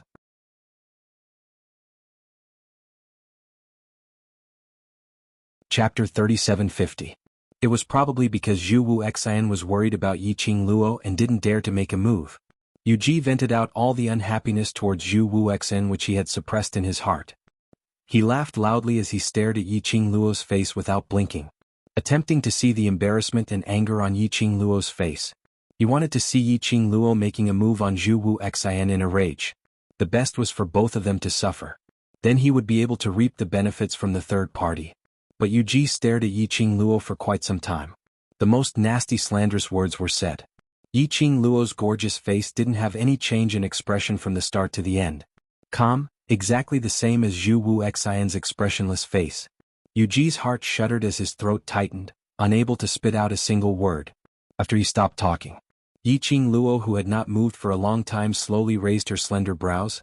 You keep saying that it's all Zhu Wuxian's plan, then, please answer a question of mine. Yu Ji's pupils contracted as he stared intently at her. Yiqing Luo's lips curled as she spoke word by word. If I didn't remember wrongly, that strong suction force in the passageway space was filled with sinister murderous intent. I don't believe that Zhu Wuxian would have that kind of murderous intent towards me. Yu Ji's expression congealed. Yiqing Luo noticed the change in his emotions as she laughed. Before you fabricate a lie, make a draft first so that it's full of loopholes and no one will believe it. What I said is all true. After you reached the Earth realm, you were brought to Without Embroiling City by him. Yu Ji saw that Yiqing Luo didn't believe him and instantly panicked. After you came to Without Embroiling City? In order to let you stay by his side, you were unconscious for half a month, don't you know? Yiqing Luo's pupils had some changes. Previously she found out from Dmo Xian that her memories when she reached the Earth realm were indeed very messy. Before she regained consciousness from her memories, she had no memory of the past half a month. Even old man Song's memory was blank. This was because of Zhu Wuxian? Yu Ji saw that Yiqing Luo wasn't speaking for a long time and he took a look at Zhu Wuxian, who was still silent with his head lowered as his heart was suddenly lifted up. He gripped Blood Fong's thick hair tightly to ease the fear in his heart. He gritted his teeth and said, I admit it. When you were in the tunnel, the suction force you felt was indeed the work of the Palace of Darkness. However, after that, it was Zhu Wuxin who snatched you from the hands of the Venerable One and betrayed his cooperation with the Venerable One. His gaze shot towards Dmo Xian, who was not too far away, and immediately returned back to Yiqing Luo. For his own selfish desires, he separated you from the Overlord and made you unconscious for an entire half a month, and even intentionally erased your memories. It's obvious that he's harboring evil intentions. In that half a month, even if he did anything to you, I'm afraid you wouldn't know. He deliberately used an extremely ambiguous tone and gaze to mock her. These words caused Zhu Wuxian, who had been silent the entire time, to suddenly raise his head. His cold gaze locked onto Yu Ji. Yu Ji was so scared that he almost fell off Bloodtooth's head. But Zhu Wuxian's gaze quickly returned back to Yiqing Luo. His cold face creased into a bundle. His slightly chilly eyes stared at Yiqing Luo, wanting to say something several times. But when the words were at the tip of his tongue, he swallowed them back.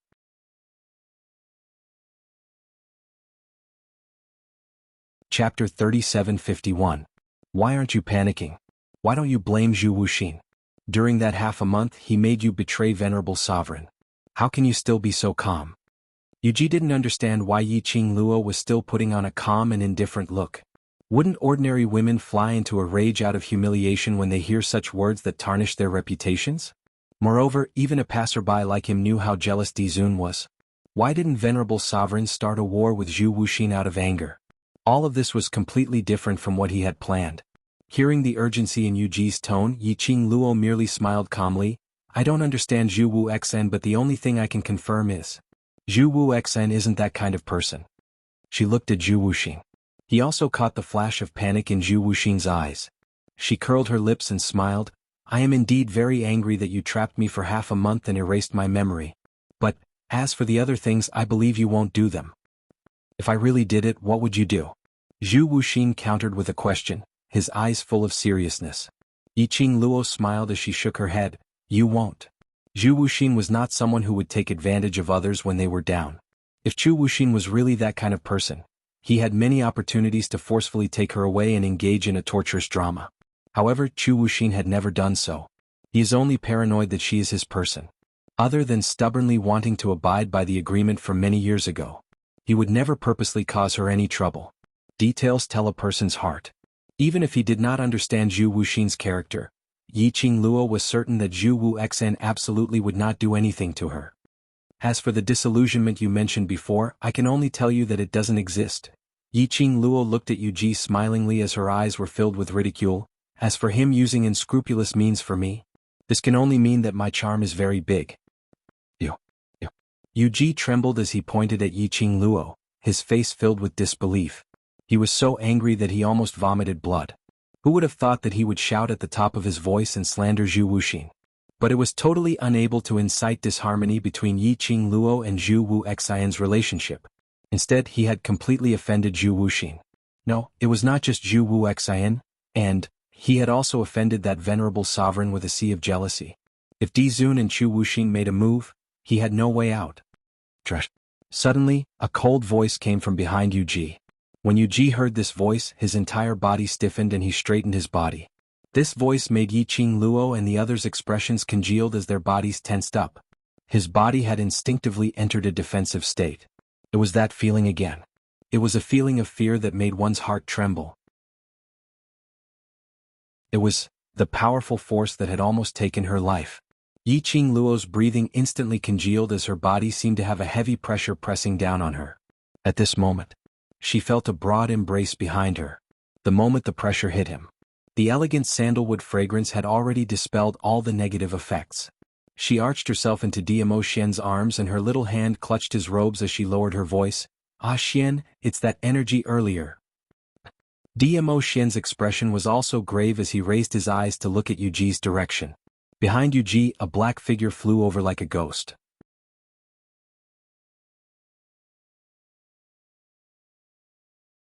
Chapter 37:52. What made Yiqing Luo most astonished was that man looked extremely young. At most, he looked around 24 or 25 years old. Just 24 or 25 years old and his ability was already so powerful? That man. Who on earth was he? Young lord?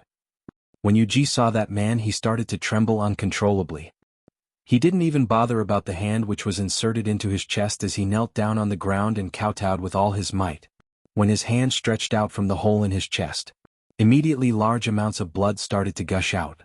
The blood was like a blood fountain as it seeped out countless amounts of blood. Yuji could feel the blood flowing out from his body rapidly. The feeling of losing too much blood made him dizzy. But he didn't dare to move. Totally didn't dare to move.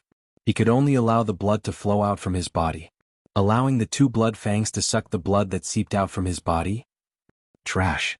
That man stepped on the air like that, strolling leisurely as though he was in his own backyard. He stepped on the air as he walked step by step to Yuji's side. From the side, his cold and treacherous gaze was like a poisonous snake, coiling around Yuji.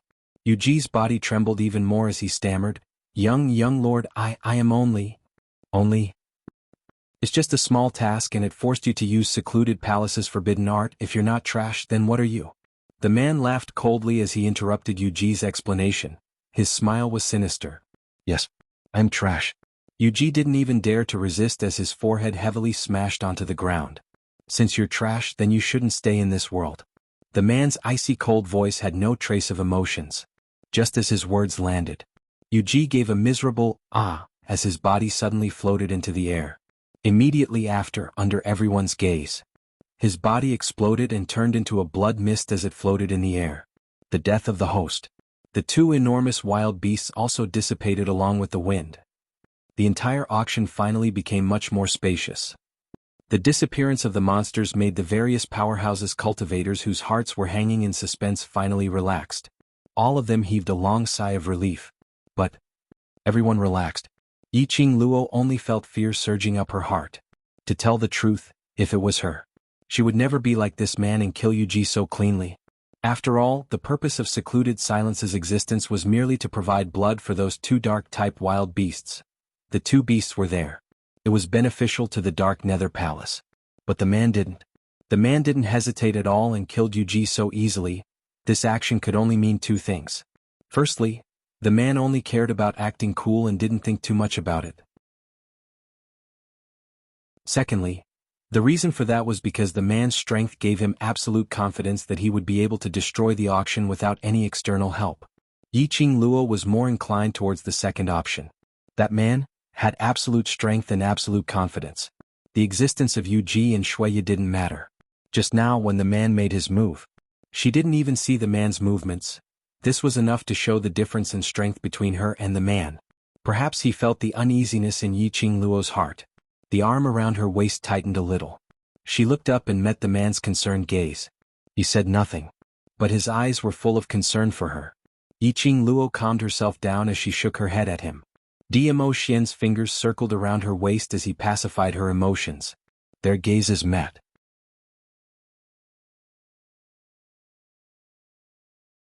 Chapter 37:53. Every step the man took. His surrounding energy made Yiqing Luo feel terror and danger. The man who was hugging her waist also increased the strength in his hands. Both arms brought her petite body into his chest, blocking the man's threatening force. Just as that man was about to get close, a remnant shadow flashed past. Zhu Wuxia stood in front of Dmo Xian and Yiqing Luo. His tall and slender body blocked the man's footsteps. Young Patriarch Chu. The man smiled, his gaze was indifferent and his tone was so light that it made one's hair stand on end. Zhu Wuxian's gaze met his. Young Patriarch Yuzun. The man who was addressed as Yuzun's eyes were cold. Why, after not cooperating with Nether Palace, you intend to become enemies with Nether Palace? Zhu Wuxian was expressionless. Dragon's reverse scale, those who touch it shall be killed. Reverse scale? Yuzun's brows rose as his gaze went past Zhu Wuxian and landed on Yiqing Luo. Just a casual glance. As though he had seen some ant dregs. He then shifted his gaze away and sneered, "Her?" Zhu Wuxian didn't reply, only frowning his cold brows as his icy cold eyes faintly shone with a sinister chill. Ah, ha ha ha. Yuzun laughed out loudly as the gaze he gave Zhu Wuxian was filled with ridicule. Not long ago, the high and mighty young Patriarch Chu actually fell in love with a lady. He laughed. On that handsome face, that pair of sinister and treacherous eyes was suffused with a hair-raising cold glint. He was laughing. Zhu Wuxian was still expressionless. Yuzun was laughing and laughing when he suddenly stopped. He raised his hand and placed it on Zhu Wuxian's shoulder. "Young Patriarch Chu, previously we got along rather well, I don't want to fight with you." Zhu Wuxian glanced at the hand on his shoulder. His slightly creased brows were tainted with a sliver of disgust. He turned his head slightly and a burst of profound energy pushed the hand on his shoulder down. His body was still standing on the original spot. Yuzun's expression gradually turned cold. "Looks like you've made up your mind to become enemies with Nether Palace." Zhu Wuxian still didn't say a word. He only slowly took a step back as his arms slowly raised up. An electric current coursed through his palm. Then a silver spear appeared in his hand. The entire body of the silver spear was emitting a silver light, and there was also lightning lingering around it. The totem on the silver spear was extremely complicated, and it was mixed with a strange aura. A powerful air current started to wreak havoc as Zhu Wuxian's weapon appeared. All right. Good. Very good. Yu Zun's eyes darkened, and the treachery in his eyes deepened. If not for foster father's obstruction, I would have long wanted to fight with you. This opportunity is great. He leapt up and his profound energy soared to the sky like a hot knife through butter, exploding with a loud bang. The sound shook the surroundings, causing the earth and mountains to shake and sway endlessly. Two figures quickly intertwined with each other. The surrounding people were all forced to take a few steps back by these two powerful forces. Wait, suddenly just as the two forces were about to collide, a light and indifferent voice broke the current atmosphere. The two of them looked in the direction of the voice. Amidst the surging energy, a purple figure slowly walked over. Along with that person walking over, the surging profound energy in the surroundings was like a mouse seeing a cat, and it actually obediently calmed down. The man looked like he was strolling in his own garden. Di Zun?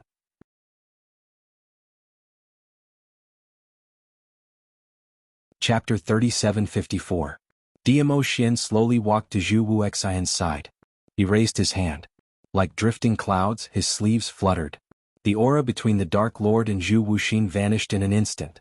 Diamo Xian shot a glance at Zhu Wuxian as he waved his hand, "Make way." Zhu Wuxian didn't move as his cold face and eyes turned icy cold. Lil Luo, is this Lord's future wife, so there's no need to trouble young Master Zhu to protect Lil Luo. Diamo Xian spoke calmly, but his tone was filled with pressing pressure. Zhu Wuxian's body sunk slightly, as though his back was crushed by something invisible. But he still didn't move his feet. Only facing Diamo Xian's gaze, he said word by word, "I want to protect her, it has nothing to do with anyone else. This Lord's wife doesn't need an outsider to protect her." Diamo Xian's eyes sunk when he heard that. His sleeves moved and an invisible force swept Zhu Wuxian's body up, throwing him directly into the black-robed man's battlefield. Just as he was about to smash into the black-robed man, Zhu Wuxian's body jolted as he shook off the profound energy which entangled him. Following that, he slammed his palm on the ground as he bounced up. He quickly stabilized his figure as he looked at Diamo Xian with an icy cold expression. "Since you want to help Lil Luo, so much then. Help her protect these people whom she wants to protect." Diamo Xian's lips curled into an evil smile as his tone was light, as though he was ridiculing Zhu Wuxian. "You."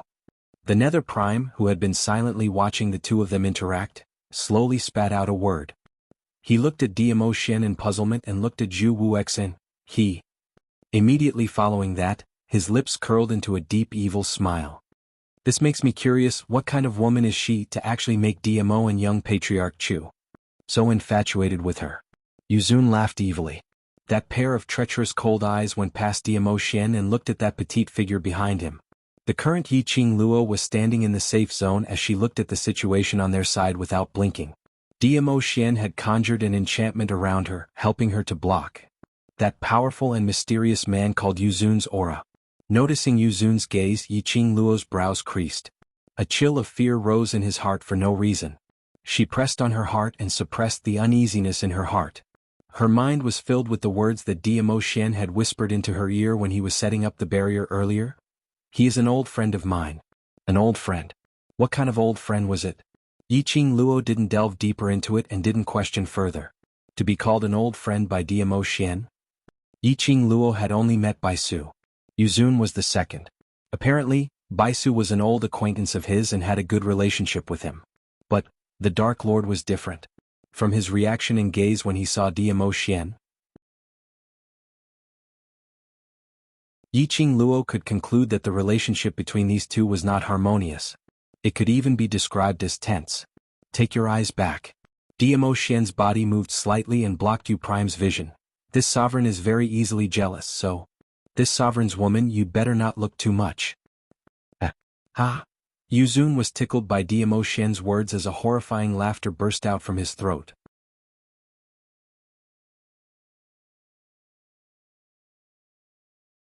Chapter 3755. Diamo Xian's eyes turned colder by the minute. Yu Zun's laughter stopped as he shook his head. "All right, I won't say any more." His words had just ended when he suddenly pointed at Diamo Xian. The smile on his face was instantly replaced by a sinister chill. He pointed at Diamo Xian as he spoke sternly, "The current you, I really look down on you." Following his words, The sky full of profound energy interweaved as terrifying profound rays were released from his entire body. The huge force was like a raging gale. Ah! Numerous cultivators had their hearts crushed under this force as they vomited blood and died. Especially those cultivators who joined the secluded palace, those who were closest to them were almost annihilated. Under this force, Diamo Xian's robe was fluttering in the wind. But he still didn't move an inch, as though a towering mountain was standing there. Yiqing Luo's heart was tightly gripped as though it was about to jump out from her throat. Help! More and more painful cries rang beside her ears. Another large batch of cultivators from various powerhouses fell. Even Zhou Mo, Mao Mao and the others were affected. She pursed her lips as her brows creased tightly. This couldn't go on. If all the people here died in the auction, they would all die. No matter what the reason was for Yu Zun's appearance.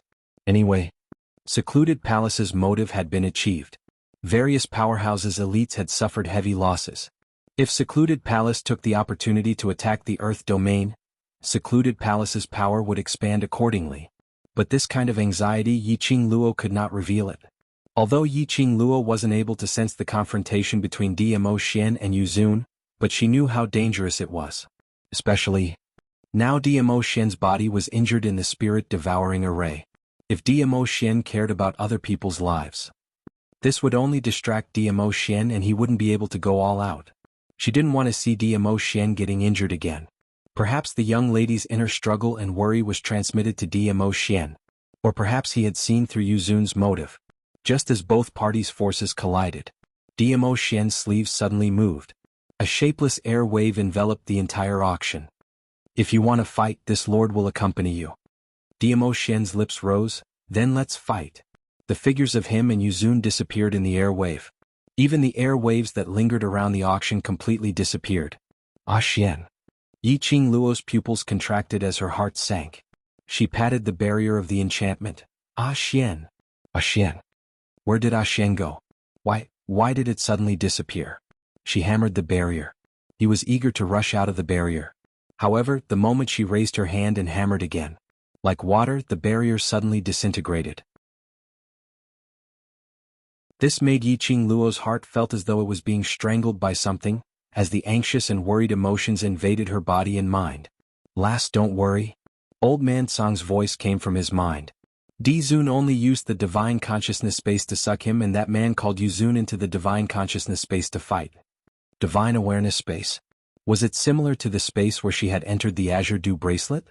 Something like that. Old Man Song explained, Di Zun should be clear that if they were to start a battle in the auction, based on their ability, they would definitely destroy the entire auction. Not only the people in the auction's array would die, the entire Earth boundary would not be spared. So Di Zun thought of this idea. Entering the divine consciousness space to fight, no matter how ferocious the battle was, it would not affect everyone.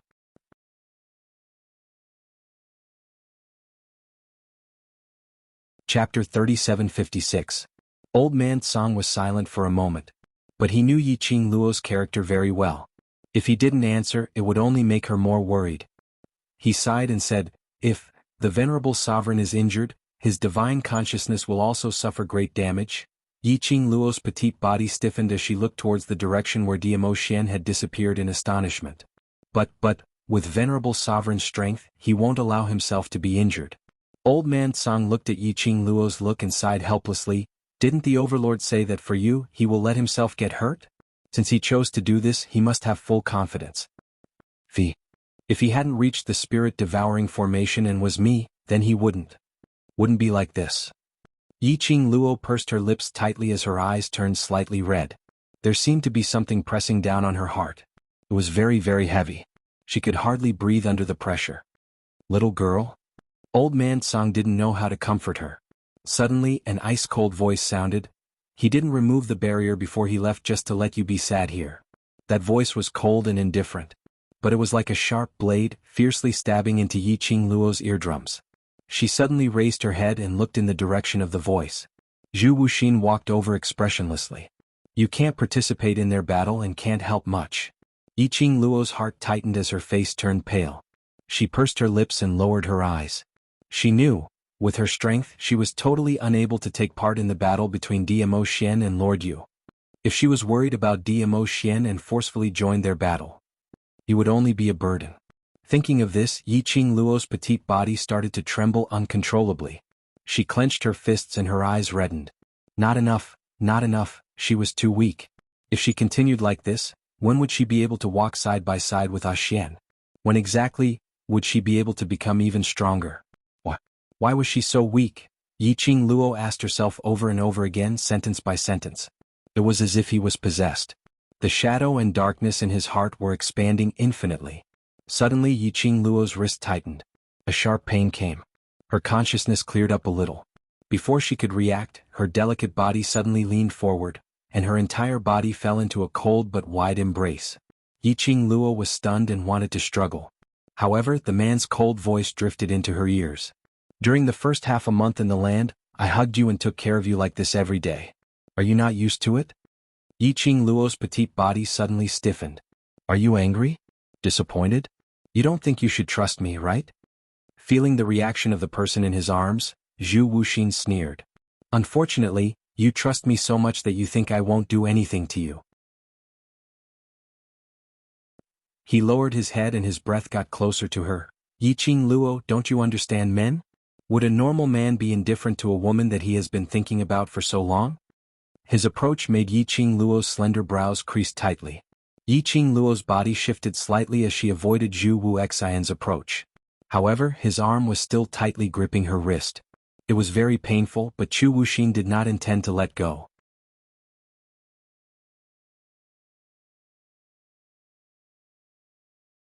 Chapter 3757. Zhu Wuxian's lips curled upward slightly, and under that grave and stern face, it revealed some evilness. Yiqing Luo's gaze turned slightly chilly as her tone turned chilly. Don't use this kind of childish tricks to sow discord between Xian and me. Don't belittle a man's jealousy. Zhu Wuxian saw that she wasn't as flustered and exasperated as he had imagined, nor was there any trace of flustered look. His brows unknowingly creased. Yiqing Luo scoffed lightly as the chill in her eyes deepened. Zhu Wuxian, don't turn yourself into a look that even you hate. Her words made Zhu Wuxian's expression retract bit by bit. Yiqing Luo took a faint glance at him as she started walking towards the direction of the battlefield. Zhu Wuxian was right about one thing. Before Xian entered the soul consciousness space, he specially released her barrier, not just to let her inner demons enter her body, to make her feel sorry for herself. Xian knew that she couldn't possibly stand at a safe place and watch the battle between the various powerhouses in Nether Palace. Thinking of this, the resolute glint in Yiqing Luo's eyes turned even brighter. Xian was still fighting with his injuries, to stop Nether Palace's plans and actions. She couldn't sit here and wait for death. At least, these black-robed men in front of her must be dealt with.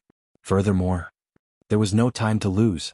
Even for her, in this array which was enveloped by the black sinister qi, she would be caught by the inner demons, almost losing control and being devoured by the inner demons. Not to mention the other cultivators. Yiqing Luo looked towards the direction of the black-robed men as her eyes squinted, sinister and treacherous. Just as she was about to leap over to the black-robed men's side. Behind her, Zhu Wuxian's voice rang, Yiqing Luo. She didn't turn back. Zhu Wuxian had already quickened his pace as he teleported in front of her. Yiqing Luo raised her head to look at him. His brows creased as he looked at Yiqing Luo without blinking. What did you mean by that sentence earlier? Yiqing Luo hadn't reacted in time. What you said earlier. Zhu Wuxian, you said don't turn yourself into a look that even you hate. What makes you think that I will hate that kind of self? Yiqing Luo looked at him quietly. His eyes were calm and cold without any ripples. A moment later she opened her pink lips and said indifferently, Zhu Wuxian, what I said to you came from my heart. Zhu Wuxin was not someone who would take advantage of others when they were down. His pride would not allow him to do anything to her in that situation. Zhu Wuxin's words were just to stab her. However, even he himself would find it hard to accept such a method. He had never been one to use words to provoke or hurt others. Even he hated himself for being like this. Yiqing Luo took a deep look at him and didn't say another word. Shortly after, he directly passed him and leaped up onto Shiju's back. Then he summoned the Azure Dragon and charged into the black-robed people. Until Yiqing Luo had walked far away. Zhu Wuxin was still rooted to the spot. His body was stiff like a stone statue. What did he say to Yuji? In his mind, the girl's sweet and firm voice seemed to ring. I don't understand Zhu Wuxian, But the only thing I can be sure of is that Zhu Wuxian is not that kind of person. What if I really do it? You won't. That firmness, that straightforwardness, that kind of trust. Zhu Wuxian's stiff hand slowly lifted up and pressed on his chest. An indescribable joy started to spread in his heart. After a long, long time. His lips curled as he laughed softly.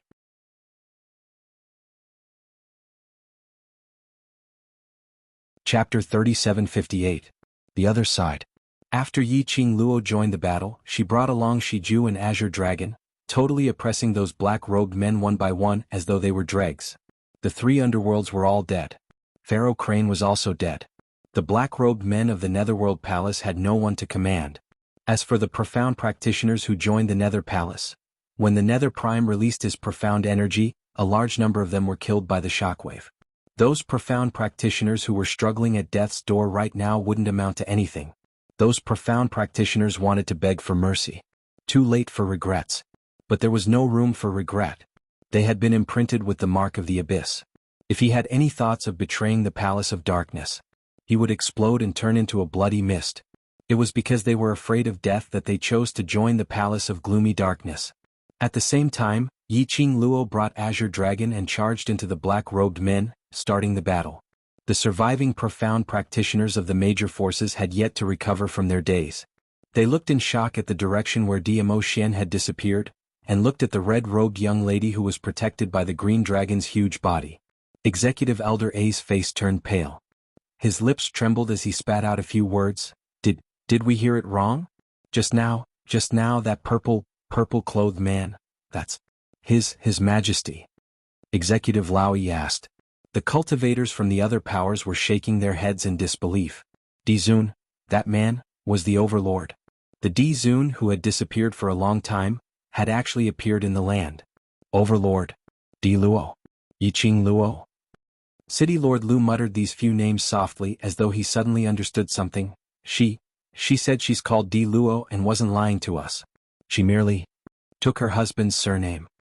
Taking her husband's surname? When everyone heard these three words they were stunned. Take her husband's surname. In other words, that woman named Yi Qing Luo was the overlord's wife, the imperial madam? How dare they question Lady Di? Everyone looked towards the direction where Diamo Xian disappeared. He was also very curious. Why, ever since Di Zun stepped into the auction, why didn't they notice the overlord's presence? They knew very well in their hearts. It was definitely not because they were fighting with the Palace of Darkness and did not notice the overlord. At that time, His Majesty seemed to be shrouded in a layer of gray mist, making it impossible to see his face clearly. It was as if it was completely inconspicuous. However, just as the overlord dispersed the mist and walked towards the man called Yuzun, all eyes were on the overlord. Brother Qiao. Pei Sheng's dark golden eyes widened as he looked at the figure among the black-robed men. He was shocked.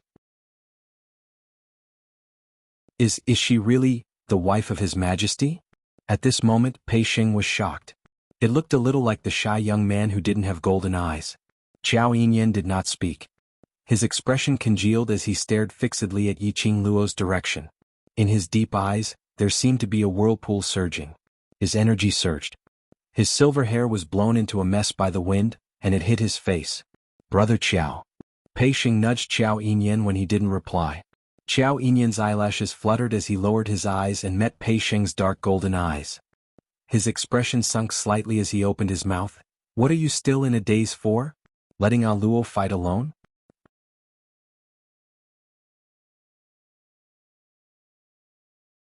Chapter 3759. Pei Sheng scratched his head, feeling that Qiao Yinyan's reaction was a little strange. Suddenly, a slap landed on the back of his head. Old Lai snorted, just a blockhead like you, what can you understand? Hurry up and go over to help, what a waste of the energy that you had just ignited. After saying that, he leaped into the air, stepped on Pei Sheng's shoulder and charged into the battlefield. Pei Sheng was dumbstruck from being stepped on. But, seeing the both of them fighting on the battlefield, scratching the back of his head, he also charged in. The three of them made the various powerhouses' cultivators react to the shock. They didn't hesitate any further as they swiftly charged into the battlefield. There weren't many dead corpse puppets on the Nether Palace's side. To be able to persist till now, was merely because of their undying and indestructible physique. Even if the various powerhouses' cultivators suffered heavy losses, But in terms of quantity, they still suppressed the Nether Palace by a large margin. A bunch of cultivators joined in. This instantly increased the pressure on the black-robed men's side, as the number of people who fell became more and more. Yiqing Luo was extremely glad that Lord Yu thought highly of himself. He was too blindly confident. He killed Yu Ji. Only then did they have a chance to catch their breath. Without the help of those heaven-defying monsters. This bunch of black-robed dead corpse puppets, no matter how undying and indestructible physique, they couldn't withstand the bombardment and encirclement of many cultivators. Especially with Yiqing Luo's glower flame fan, Shiju and an azure dragon. This combination made their physique totally useless. The battlefield gradually regained its tranquility. The black-robed men all fell onto the ground, no longer reviving, no longer climbing up. Those cultivators who joined the Nether Palace stained the ground with their blood. Various powerhouses cultivators panted heavily as they looked at the blood-stained scene in front of them, feeling complicated. Yiqing Luo returned to the ground. Looking at the battlefield which had been settled, she heaved a sigh of relief. She hugged Shiju, which had transformed into a leopard, into her arms. Imperial Madam, we've finally settled these monsters. What should we do next? Executive Elder's attitude towards Yiqing Luo was much more respectful. Hearing Executive Elder's question, everyone's gazes immediately turned over. These Nether Palace monsters have been settled. But how do we walk out of the auction? If we continue to be trapped here, we will die sooner or later. Furthermore, have you guys noticed that the Yin energy around us is getting thicker and thicker? I feel like I'm even breathing in a mouthful of cold air. Everyone was flustered.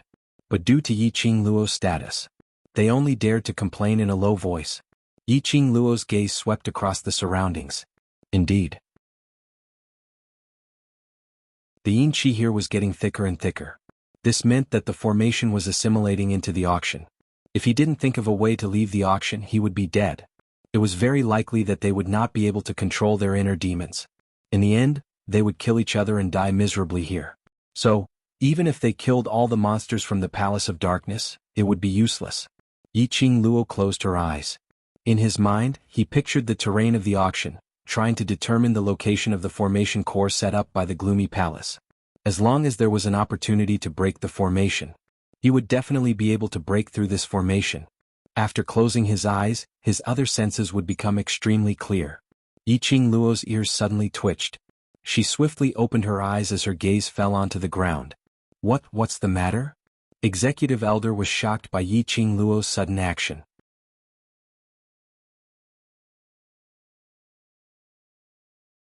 Chapter 3760. What's that? When the crowd heard that, they looked towards the ground in panic. Just when everyone placed their senses on the ground, the crowd then felt it clearly. There seemed to be something on the ground which was surging towards their direction at high speed. That's right. It was the feeling and sound from the ground. Everyone's expression changed greatly as they stared at the ground in alarm and worry. Afraid that the ground would suddenly surge out like those monsters earlier, a monster that they couldn't deal with.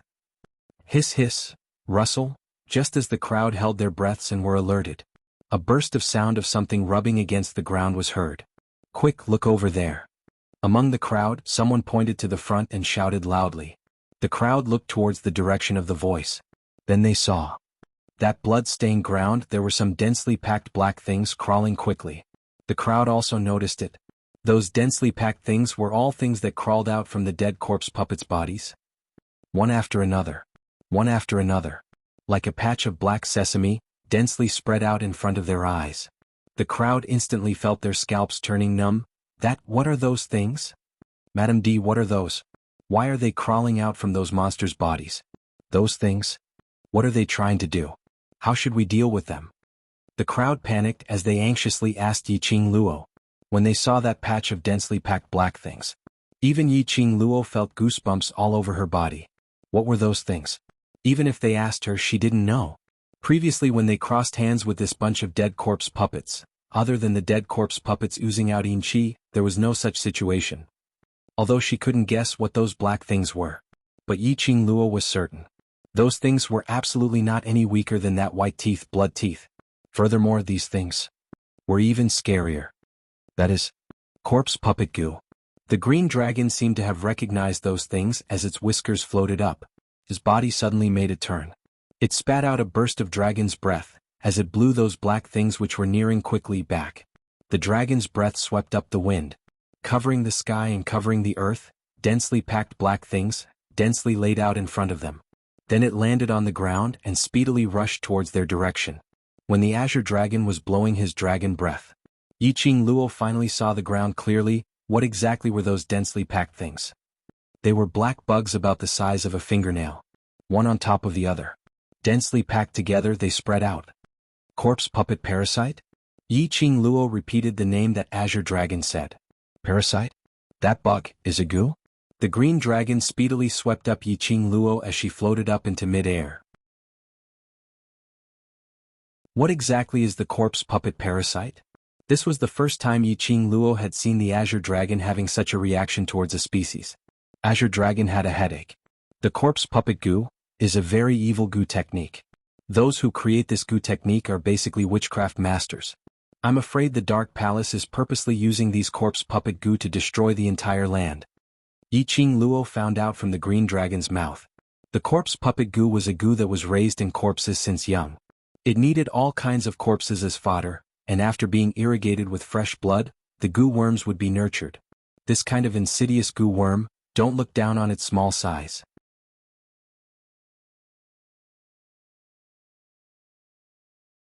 Chapter 3761. Because this goo worm could eat a person's heart and burrow into the heart to control the person's body.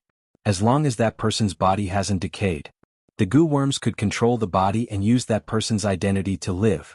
Most importantly, this kind of goo was not easy to discover. Even if ordinary goo masters came, they would not be able to find any traces of the corpse puppet goo. Even if they found out, they wouldn't be able to deal with them. For example, the things inside the Ingoo incense could not suppress the corpse puppet goo at all.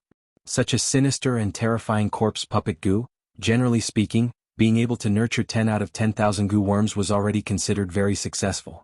But now, Yiqing Luo narrowed her eyes as she scanned the densely packed scene below her.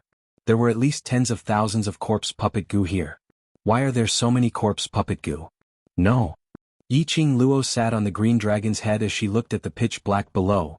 These corpse puppet parasites had escaped from the corpse puppet parasite's body, and that means that the corpse puppet parasites were arranged by the Palace of Darkness. If the corpse puppet parasites in 3 Nether failed, these corpse puppet parasites would replace them to complete the following mission. So many corpse puppet goo.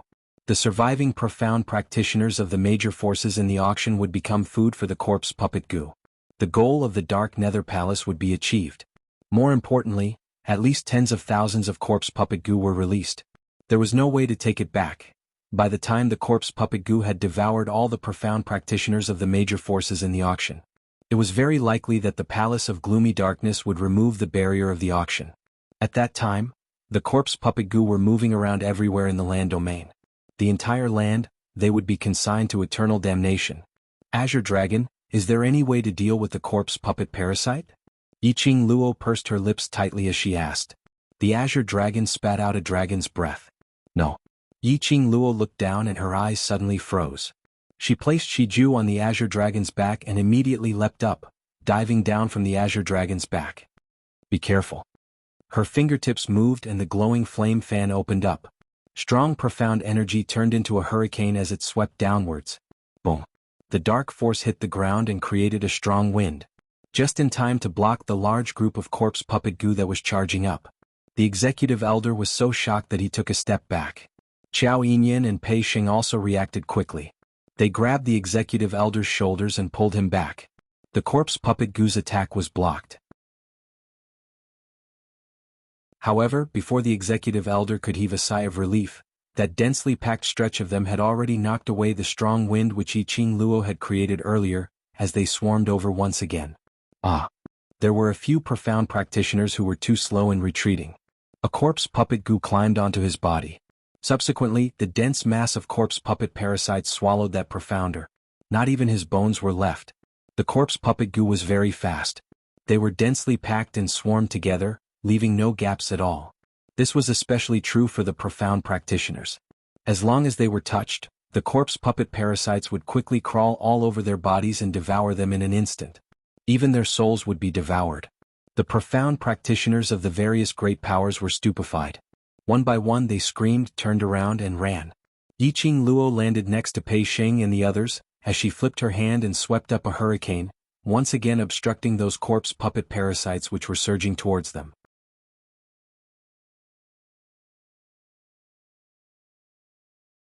Chapter 3762.